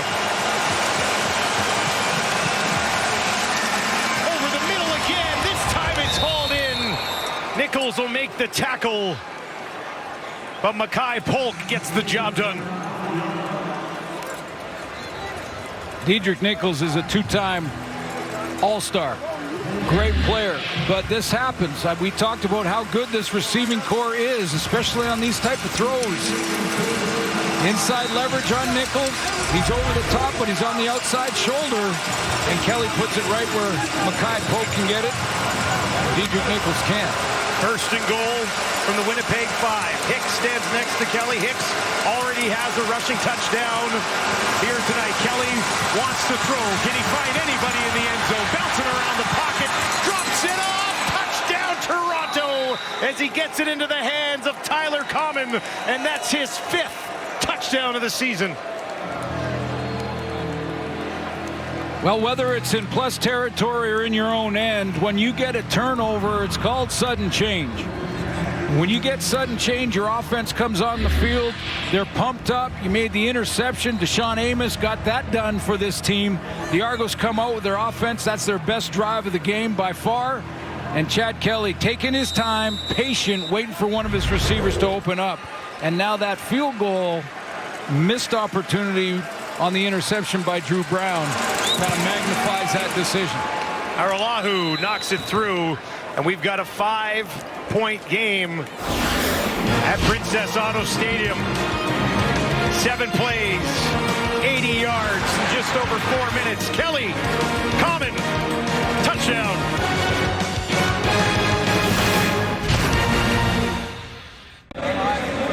Well, another touchdown, 5th of the season for Tyler Common. Great timing on the drive, coming off the turnover to Deshaun Amos. He gets things started when Drew Brown, in field goal range, takes a shot into coverage. Amos makes him pay for that decision, and then Chad Kelly goes to work. Kelly with patience, had to step into a couple of those deeper throws on second down. In the first half, the Argos were 2 for 8 on second down conversions. On that drive alone, they were 3 for 3. League leading 5th receiving touchdown of the season for the rookie out of Emporia State. Kelly Arbuckle buried back in the tablet. Just over a minute to go in the 3rd quarter. Winnipeg has settled for a lot of field goals in this game. We'll see if they can find a touchdown and a little bit of breathing room. Babel from the 10. Little hesitation, trying to open things up. And eventually he just runs out of space just outside the 30. And we'll see how Drew Brown bounces back after really the first negative thing that's happened in this ball game for him. Yeah, and you know, you can say, make an argument, let's say if you're a Bomber fan, well, hey, with the Wilson first half, why wouldn't he take another shot? It's a good sign. Creative.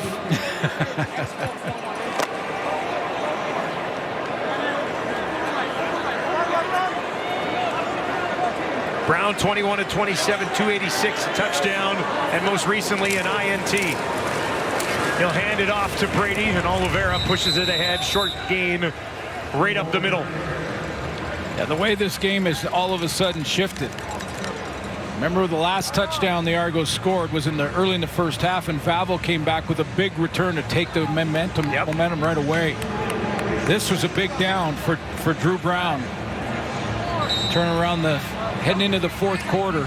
Gets a first down here, settles things down a little bit, and get a drive together. If not, Argos get the ball back. Well, it silenced the crowd here a little bit. Absolutely. In Winnipeg as well since the interception.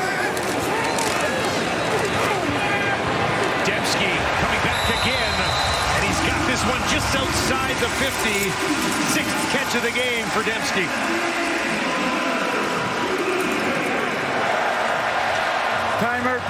Timer, please put 1 second on the clock. 1 second. Give me 1 second left in this 3rd quarter, and that's a play that gets Dembski isolated on the safety, Ethan John. Dembski's done that a few times tonight, coming back to the ball, getting down underneath it. Takes Drew Brown over 300 yards. That's a big throw. That's a big throw and catch. Key moments. 6 plays make the difference. That might be one of them. Another fresh set of downs and another handoff to Brady on first down. Picks up another first down to Brady Oliveira. That's his best run of the ball game. And we'll see if Winnipeg activates Brady to seal this away in the 4th quarter. Friday Night Football at Princess Auto Stadium in Winnipeg. Where would you rather be? 19-14. Bombers lead the Argos. 4th quarter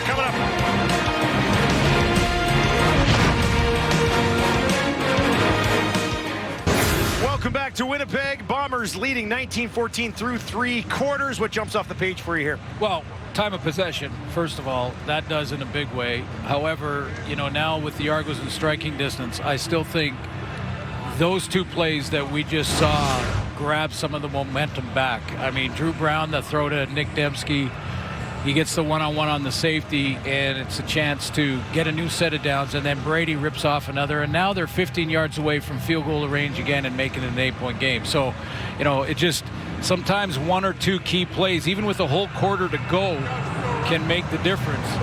I think that Drew Brown throw to Dembski was a biggie. Brady Oliveira, 60 yards on the ground on 11 attempts. Been an air show for Drew Brown so far. 4th quarter, Friday Night Football underway here from Princess Auto Stadium. Thank you very much for joining us. Should be in for a great finish. Pressure coming. And right away, Brady runs into a wall at Darius Pickett with the initial contact. He's second and long. Yeah, this was a design blitz, and Drew Brown actually knew it with that early pre-snap, and then he regrouped and still went with the same play. So it's a blitz. If it's a passing play, the Argos just keep on to the quarterback, Drew Brown. If it's a running play, you cancel the gaps and put him in second and long. They lose a couple of yards. It'll be an empty set here for Brown. 3 to the right, 3 out to the left. Flag as they find Tim White. And he'll get wrapped up and taken down. Looked like the defensive end jumped a little bit early.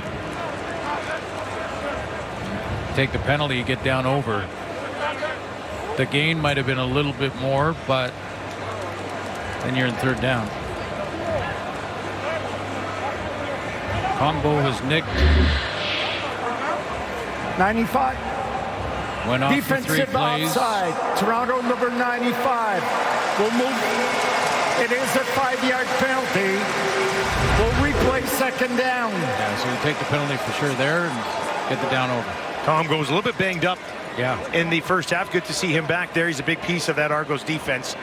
A defense that, even Toronto's defense, with what they've allowed so far this year, Toronto's defense has had a pretty good night as well. Yeah, Demetrius Maxey, defensive line coach, getting him fired up front and saying, Drew Brown?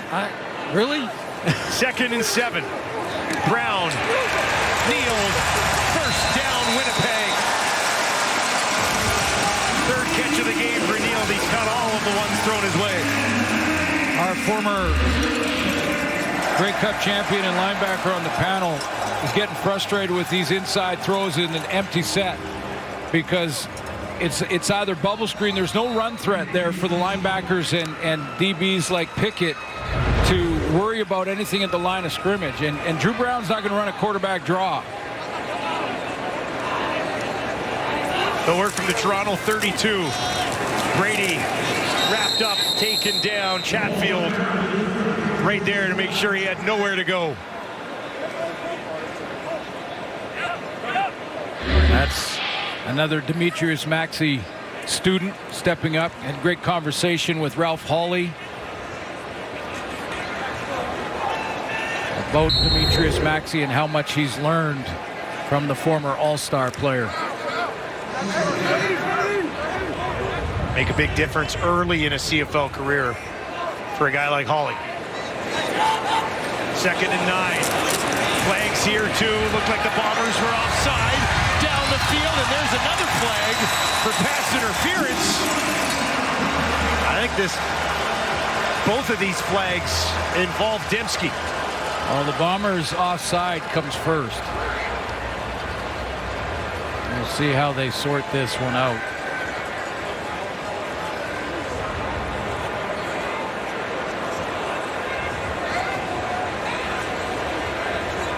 There are 2 fouls on the play.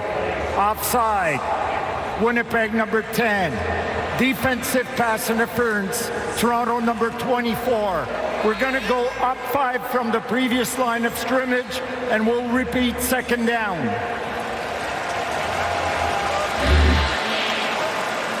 So because Dembski was offside, and it wasn't close. This wasn't a close call.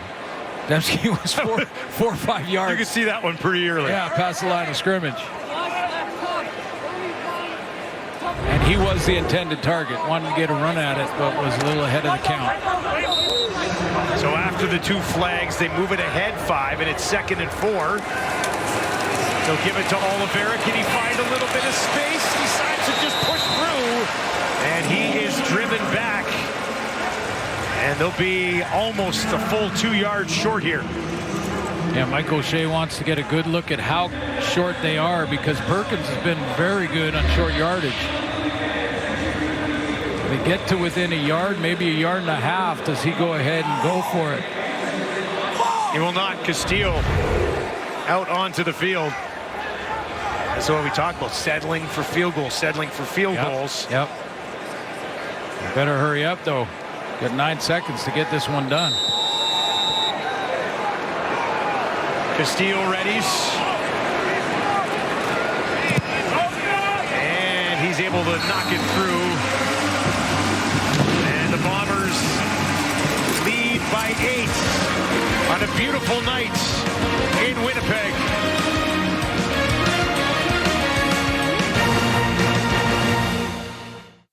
Wimbledon continues tomorrow with the ladies' final at 11 a.m. Eastern, 8 a.m. Pacific. Catch all of the action on TSN.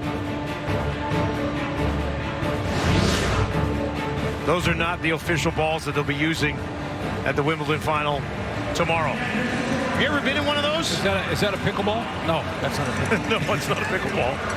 No, I have not. I have also never been in those, and I don't want the invite. I have no desire to be inside one of those non-pickleballs. Kelly, Vital turns, looks upfield, puts the shoulder down, and he's knocked out of bounds after getting close to half of what they need. Those first 2 games for Kevin Vital. Monster games. Monster games. And what that does, though, defensively now, you start to say, okay, this guy's somebody we got a game plan against. And it's been much quieter since. Only 4 catches in the last 2 games and only 2 more tonight. They'll hand it off. Trying to find some room, but it's not there. Hicks stopped for a loss on the play. And it'll be a quick 2 and out. A little bit surprised on the play call decision here. I mean, it's an RPO look, so basically Chad Kelly probably makes the decision on this play whether or not to pull it, take it around the edge.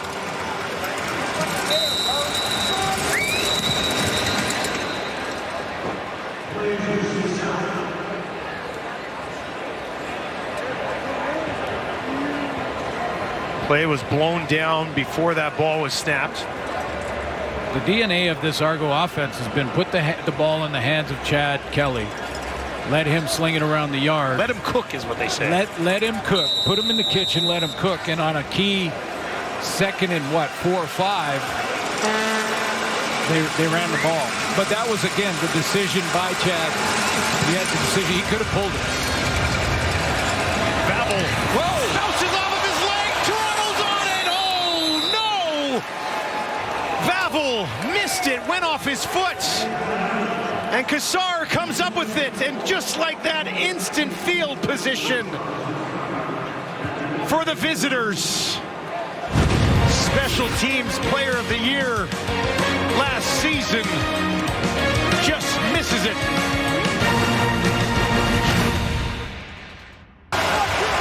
Some words of encouragement from the 16-year veteran Patty Neufeld to Vavel after a big mistake. Yeah, it happens to the best of them and the best in the business. Vavel just takes a peek just before the ball arrives. He's tracking it there, but look where his eyes are. His eyes are here, and the ball has not gone through the hands yet. So he misjudges it there, and to compound things, it hits his leg and bounces right to the cover team and Kassar. First time tonight that Toronto has started in Winnipeg territory. Tarps off on Friday Night Football. And Kelly with the pressure just threw it over the middle. And it falls incomplete here. The crowd in Winnipeg is going to love this.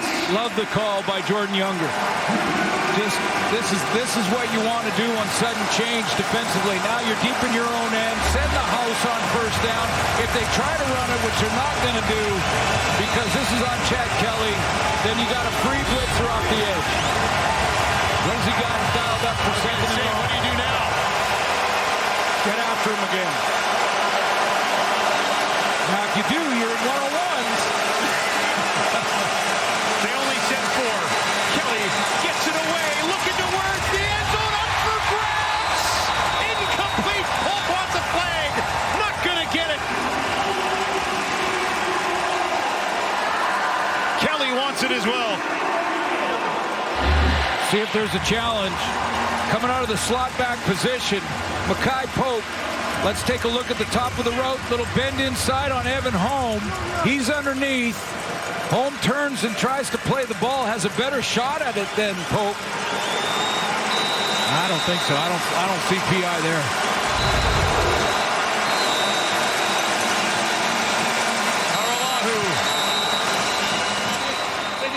Timeout. Winnipeg. And the Bombers call a timeout right before he kicked that field goal.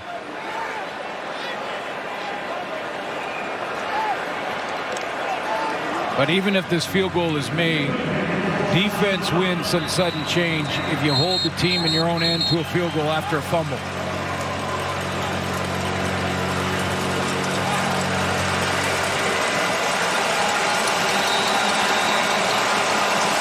Argonauts will do it again.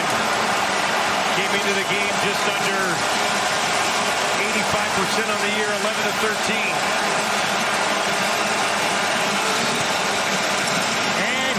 Misses it. Vavel's got it cleanly, and he's going to bring it out. Coming out to the 10 with a little bit of room. Vavel to the 30, to the 40. Can he find some blocks? He's got midfield. There goes Vavel. He's done it again. Vroom, vroom, Vavel down. Touchdown, Bombers.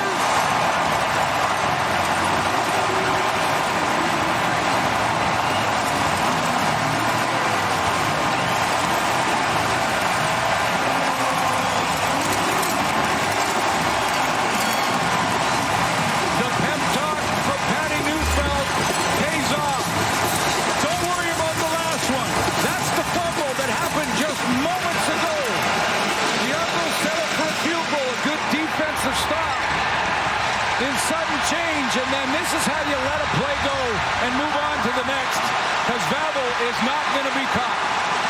He is gone. See you later. What a swing.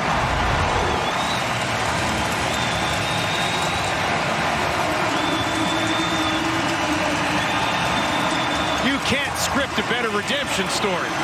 His head down after the fumble on the bench.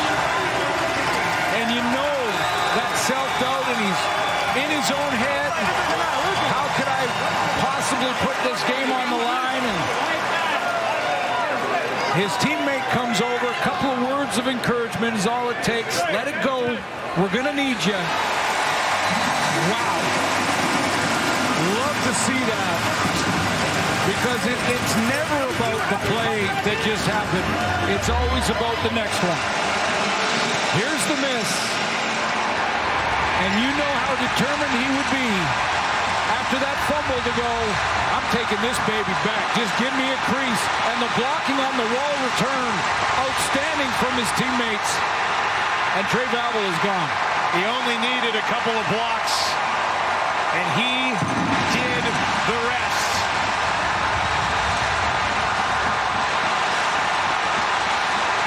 Some bigger guys on the field goal team, too.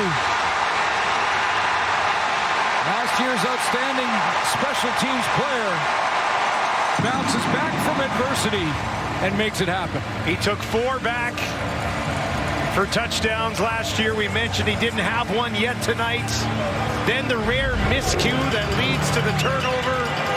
The missed field goal ends up right back in the hands of Vavel, and he goes the distance. He took that right near the back of the end zone.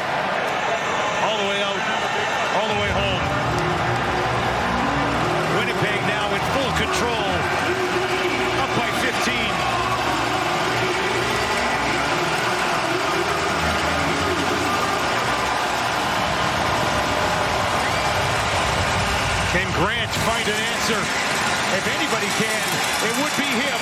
Janarian Grant, far sideline. Trying to get around the edge. He's wrapped up and taken down by Evan Holm. And a flag on the play.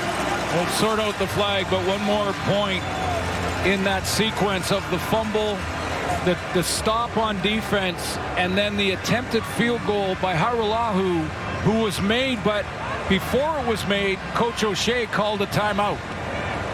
Made him do it again, and he missed the second time. Now, I'm not sure if that was a personnel issue. I was wondering. There is no infraction on the play. I'm glad you brought it up because did they have too many men on the field and he called a timeout? To make sure. It might have been that. I didn't count them as they were sorting it out. Didn't look like a guy ran to the sideline, but there was some movement afterwards. It was a weird time for a timeout. It was. Yeah. But he saw something. It's a 129-yard return for Babel. Bombers defense didn't look ready here. Kelly will hit as he throws, and it is incomplete. Looking for Ungerer on the near sideline. Didn't see anyone run off, so I think there were 12 on the field, but that just crushes you if you're Mike Kelly and Chad Kelly and Mike Miller. Trying to let that go, get back out there and see if you can quiet this crowd a little bit, because they're involved now. It was quiet early in the quarter. They're going now. Not anymore. Second and 10. Four options out to the wide side of the field for Kelly. Looks over the middle. Taken down. Got the ball away, but the pressure was there. He wanted a face mask. Not sure if there was one. We'll get another look.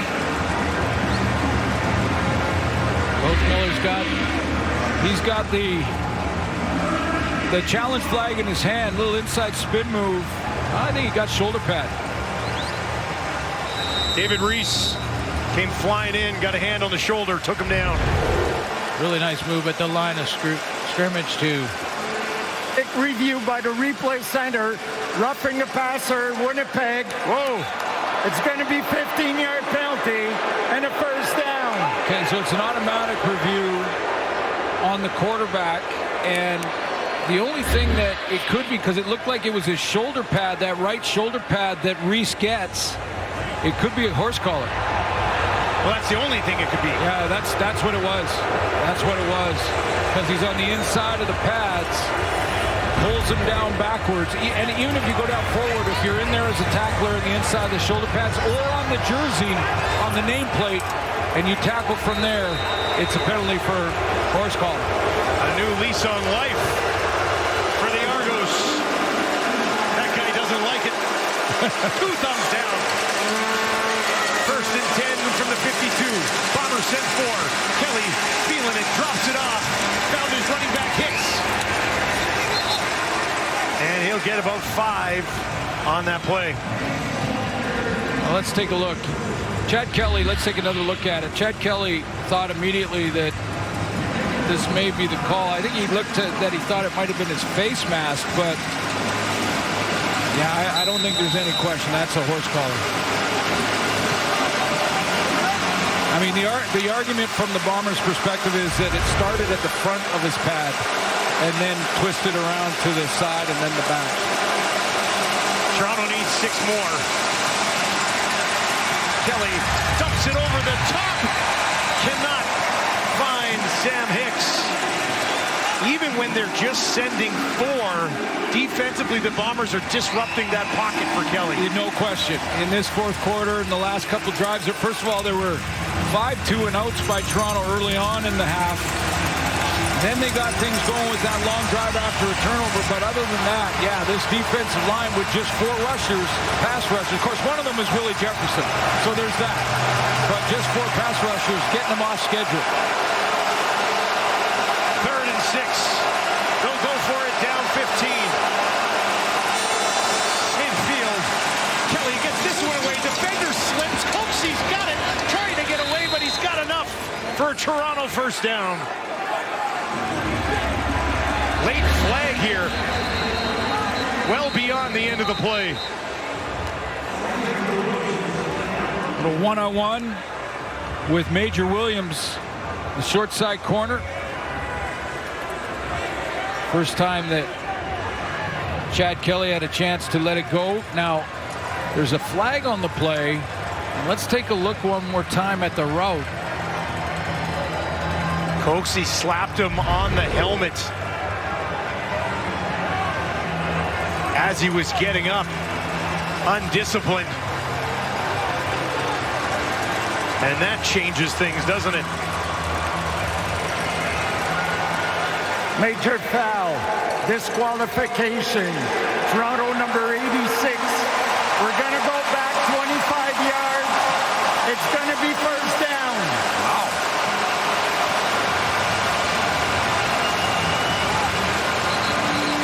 And that'll do it for Coxie.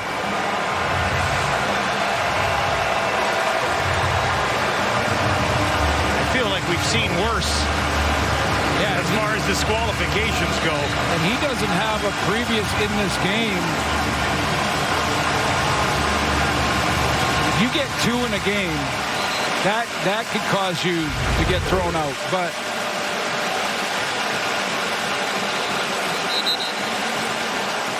But they are cracking down on any slap to the head, punch to the head, anything like that. And an open hand? Open hand to the head is the same thing as a punch to the head. As far as the rules go, you're out. All right, so the open hand slap, you're out. No matter how vicious it is. Coxie giving it to the crowd. How about this?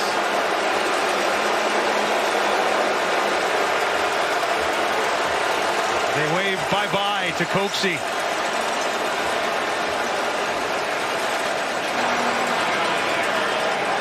It will be a Toronto first down.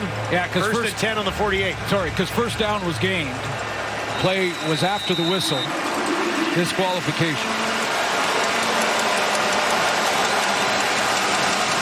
Kelly in trouble. Kelly's there, and he's got him. Oh, man. He timed that perfectly. I thought he moved a little early even. But Willie gets there. Willie off the edge. Watch the handwork. Watch how quickly he gets up the field and how he's swatting those hands away. Swim move, and with the left hand pushing that tackle forward. So he's got a chance to either not only get his hands out of there so he can't be blocked, but also get a little more momentum and speed to Chad Kelly. Second sack of the game for Big Willie. Second and a lot. Willie did move fast this time. Moved too early. Down the field, far side, dropping it in there. And that's Ungerer. Will be enough for a first down. Defensive offside, Winnipeg number 5. Penalty is declined. First down, Toronto. He was too fired up, Suits. Yeah. He's got a couple looking for the hat trick. Just got a little bit ahead of the snap there and then kept going, hoping no one would notice. Ungerer is going to come back, get to the marker, get that extra little push on Williams. Less than 5 minutes to go. Right over the middle. Vital, short pickup. That'll get them just inside the Winnipeg 45.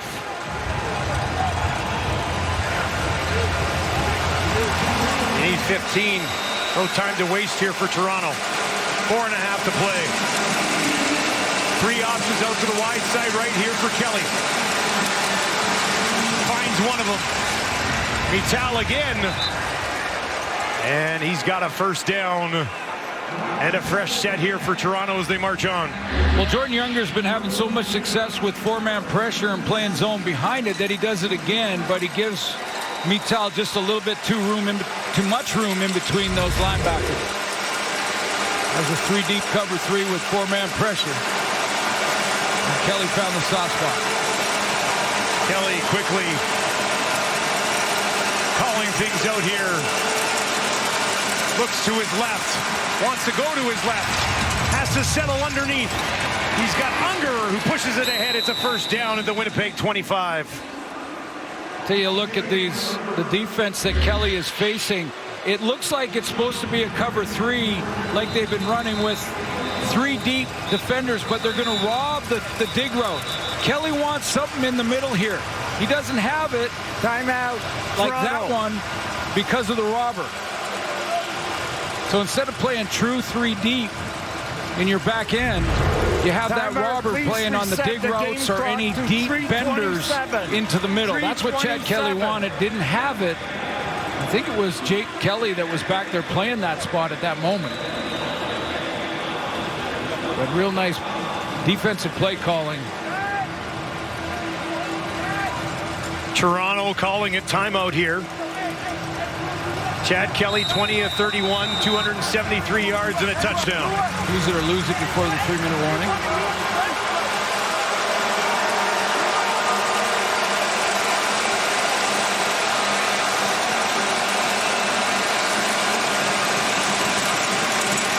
Kelly has a man open. Vital, can he do something with it? He'll be close. They'll give him the first down. They've got him activated on this drive. Yeah, I mean, the Argonauts would love to score major here before the 3-minute warning. Get the break and don't even have to consider an onside kick. We're going to have 2 or 3 possessions in that final 3 minutes. Clock ticks down towards 3. Bombers send 5. Right over the middle. Touchdown, Toronto. They're not finished yet. Mackay Polk's got one.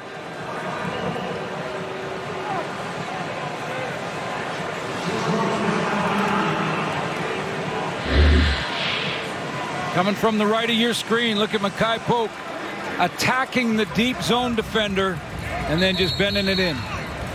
No robber in the middle, and Chad Kelly takes it.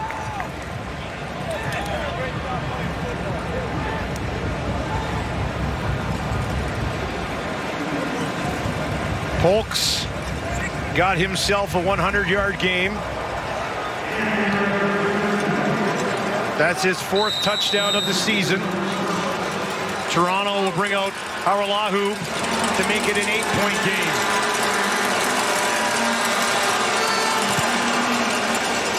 And he puts it home with 3 minutes on the clock. It's 29-21 in favor of the Bombers.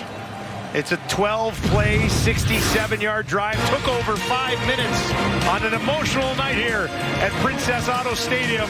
Don't go anywhere. A finish of Friday Night Football coming up next on TSN.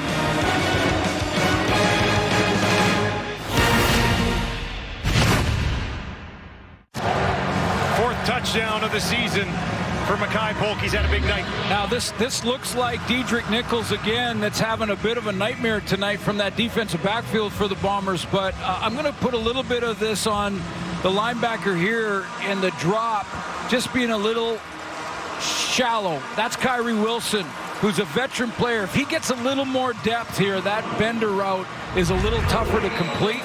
The window is tighter. But because he was a little too close to the line of scrimmage, Wilson, Polk was able to just bend inside of Dedrick Nichols. 6th career 100-yard game for Mackay Polk. This time they'll kick it away from Babel. Good decision. Verzike brings it back out to the 40. And Drew Brown will have the ball when we return with a chance to seal it away. Kelly keeping things interesting, but the Bombers lead by 8 with 2:55 on the clock.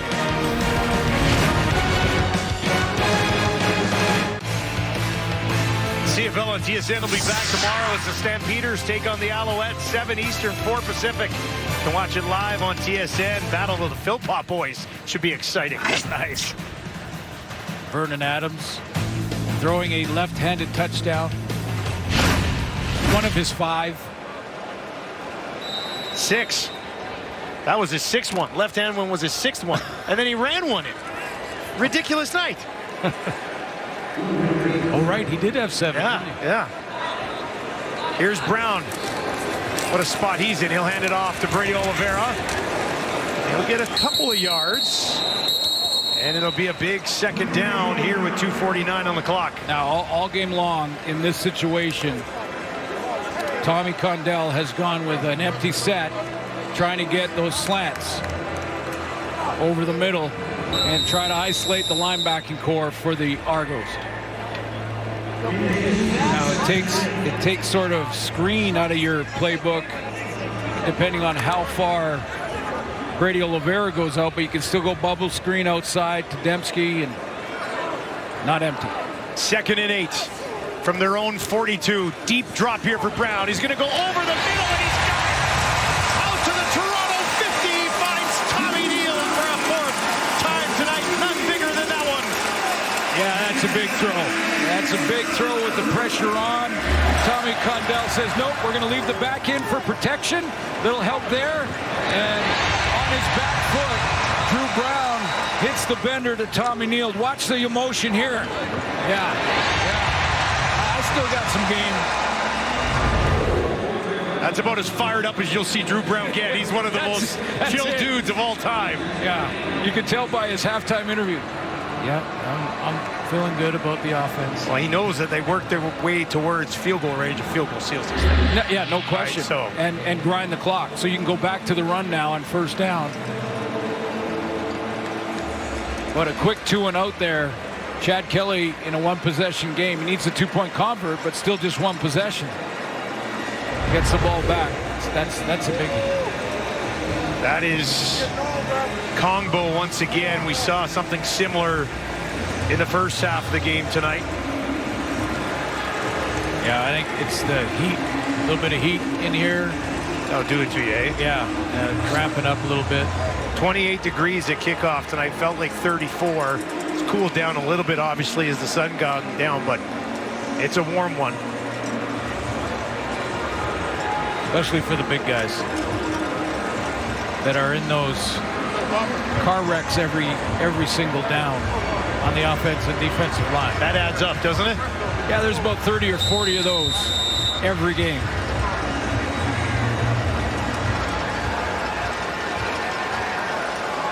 It'll be a fresh set of downs for Brown and the Bombers on the Toronto 48. Brady Oliveira stands in behind, waiting for this ball. For sure, they'll give it to him.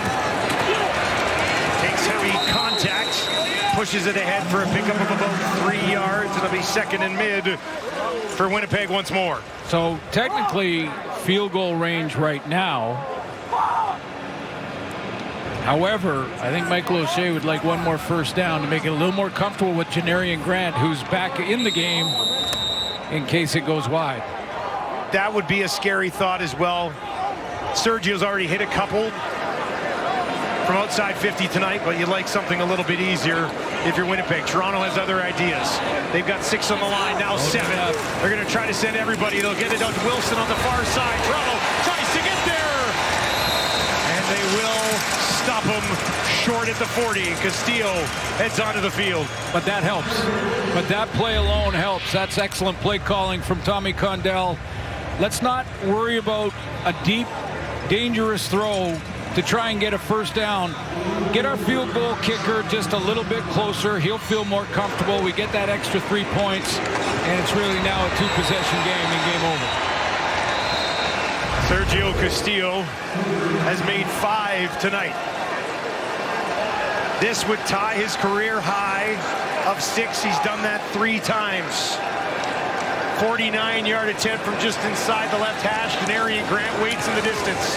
Low snap, that is up, and it is wide, but Grant misses it, and it'll bounce to the back of the end zone. Janarian Grant trying to escape. He will not. Winnipeg down the field. Covers it well. So he played it so it's a single no matter what, and he gets tackled in the end zone, so yeah, it's a single point miss, but Janarian Grant, you know what he can do with the ball in his hands. Now, he was nicked up earlier in the game, so don't know if he's still nursing that injury a little bit, trying to just gut it out. But they had a return set up. Did he just not get there, or did he miss it? Let's get another look at this. First of all, it looked like it was going to make it early in the kick, and then it sort of faded to the left. Yeah, he just hesitated getting underneath it. I don't think there's any question he touched it, though, as it went through his hands. Either way, he got tackled in the end zone. It's a single. And it is a 9-point game.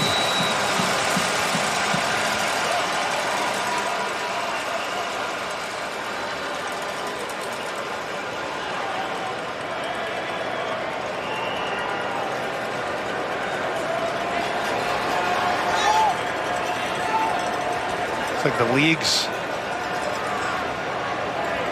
They were gonna check to see if he did touch it, but it didn't matter. It was irrelevant because he got tackled in the end zone after the play went through his hand. The ball went through his hand.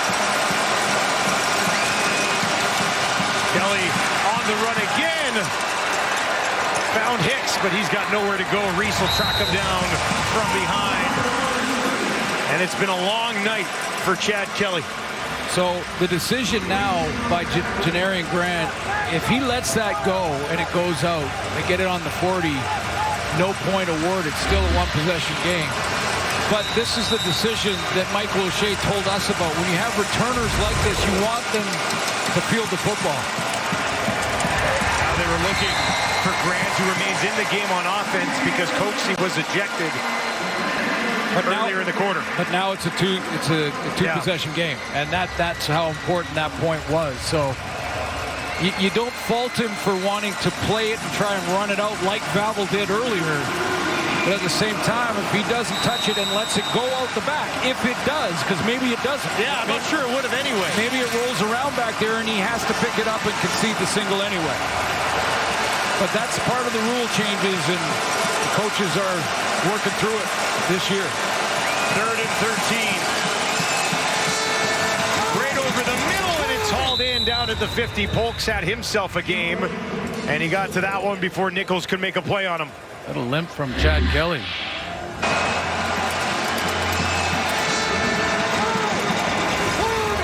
That completion puts Kelly over 300 yards again. He's at 320. Oh, that's why. Couple of touchdowns. No interceptions, but did have a fumble. All right, so they're going to go for the field goal. Try to save some time. This is deep midfield, smack dab on the nose. Aralahu puts it up, and that is going to miss to the right. He's going to do it again. Here he is, Vavel again. Does he have another one for good measure? Not this time. They'll wrap him up and take him down, and Winnipeg will improve to 3-2 on the year. Now, and that's a good decision by Vavel, because I know we're all as fans sitting here going, hey, he might get another. Yeah. But ball security in this scenario with a two-possession lead more important than trying to break another one. Boy, it was a tall hill to climb anyway for the Argos. They would have needed that field goal, an onside kick. It was asking a lot anyway. A two-point convert if they score major. And Drew Brown. I think Drew Brown's got some game left in him. Victory formation for Drew Brown, who comes in here tonight. 31 pass attempts, just 6 incompletions, 339 yards, had the touchdown. The one interception that he would probably want back. Hey, it's never perfect. It is. In fact, I don't even like the word. I don't think the word should exist because there's no such thing. But yeah, that one mistake to Amos. But other than that, what a great night for Drew Brown. Everything that he's been through, new coach, Jake Mayer comes in, you lose your job, you get traded, you come here, Zach gets hurt, you get an opportunity, and you make the most of it. And lead the Bombers to their first home win of the 2026 campaign. They had not lost 3 in a row at home since 2016. That doesn't change tonight. Winnipeg comes out on top as Drew Brown fills in admirably for the injured Zach Collaros. And Toronto has now dropped a couple in a row, find themselves 2-3 out in the East. And the high-flying Argos offense stymied tonight by the Winnipeg Blue Bombers on Friday Night Football at Princess Auto Stadium. What a story being written tonight by Drew Brown. Back in his old stomping grounds, and it's actually his first career start at this stadium. And he comes away with the victory. 30-21 the final. That'll do it for Friday Night Football. We've got Sports Center on the way next. Wes Chang, Mark Rowe, good night from Winnipeg.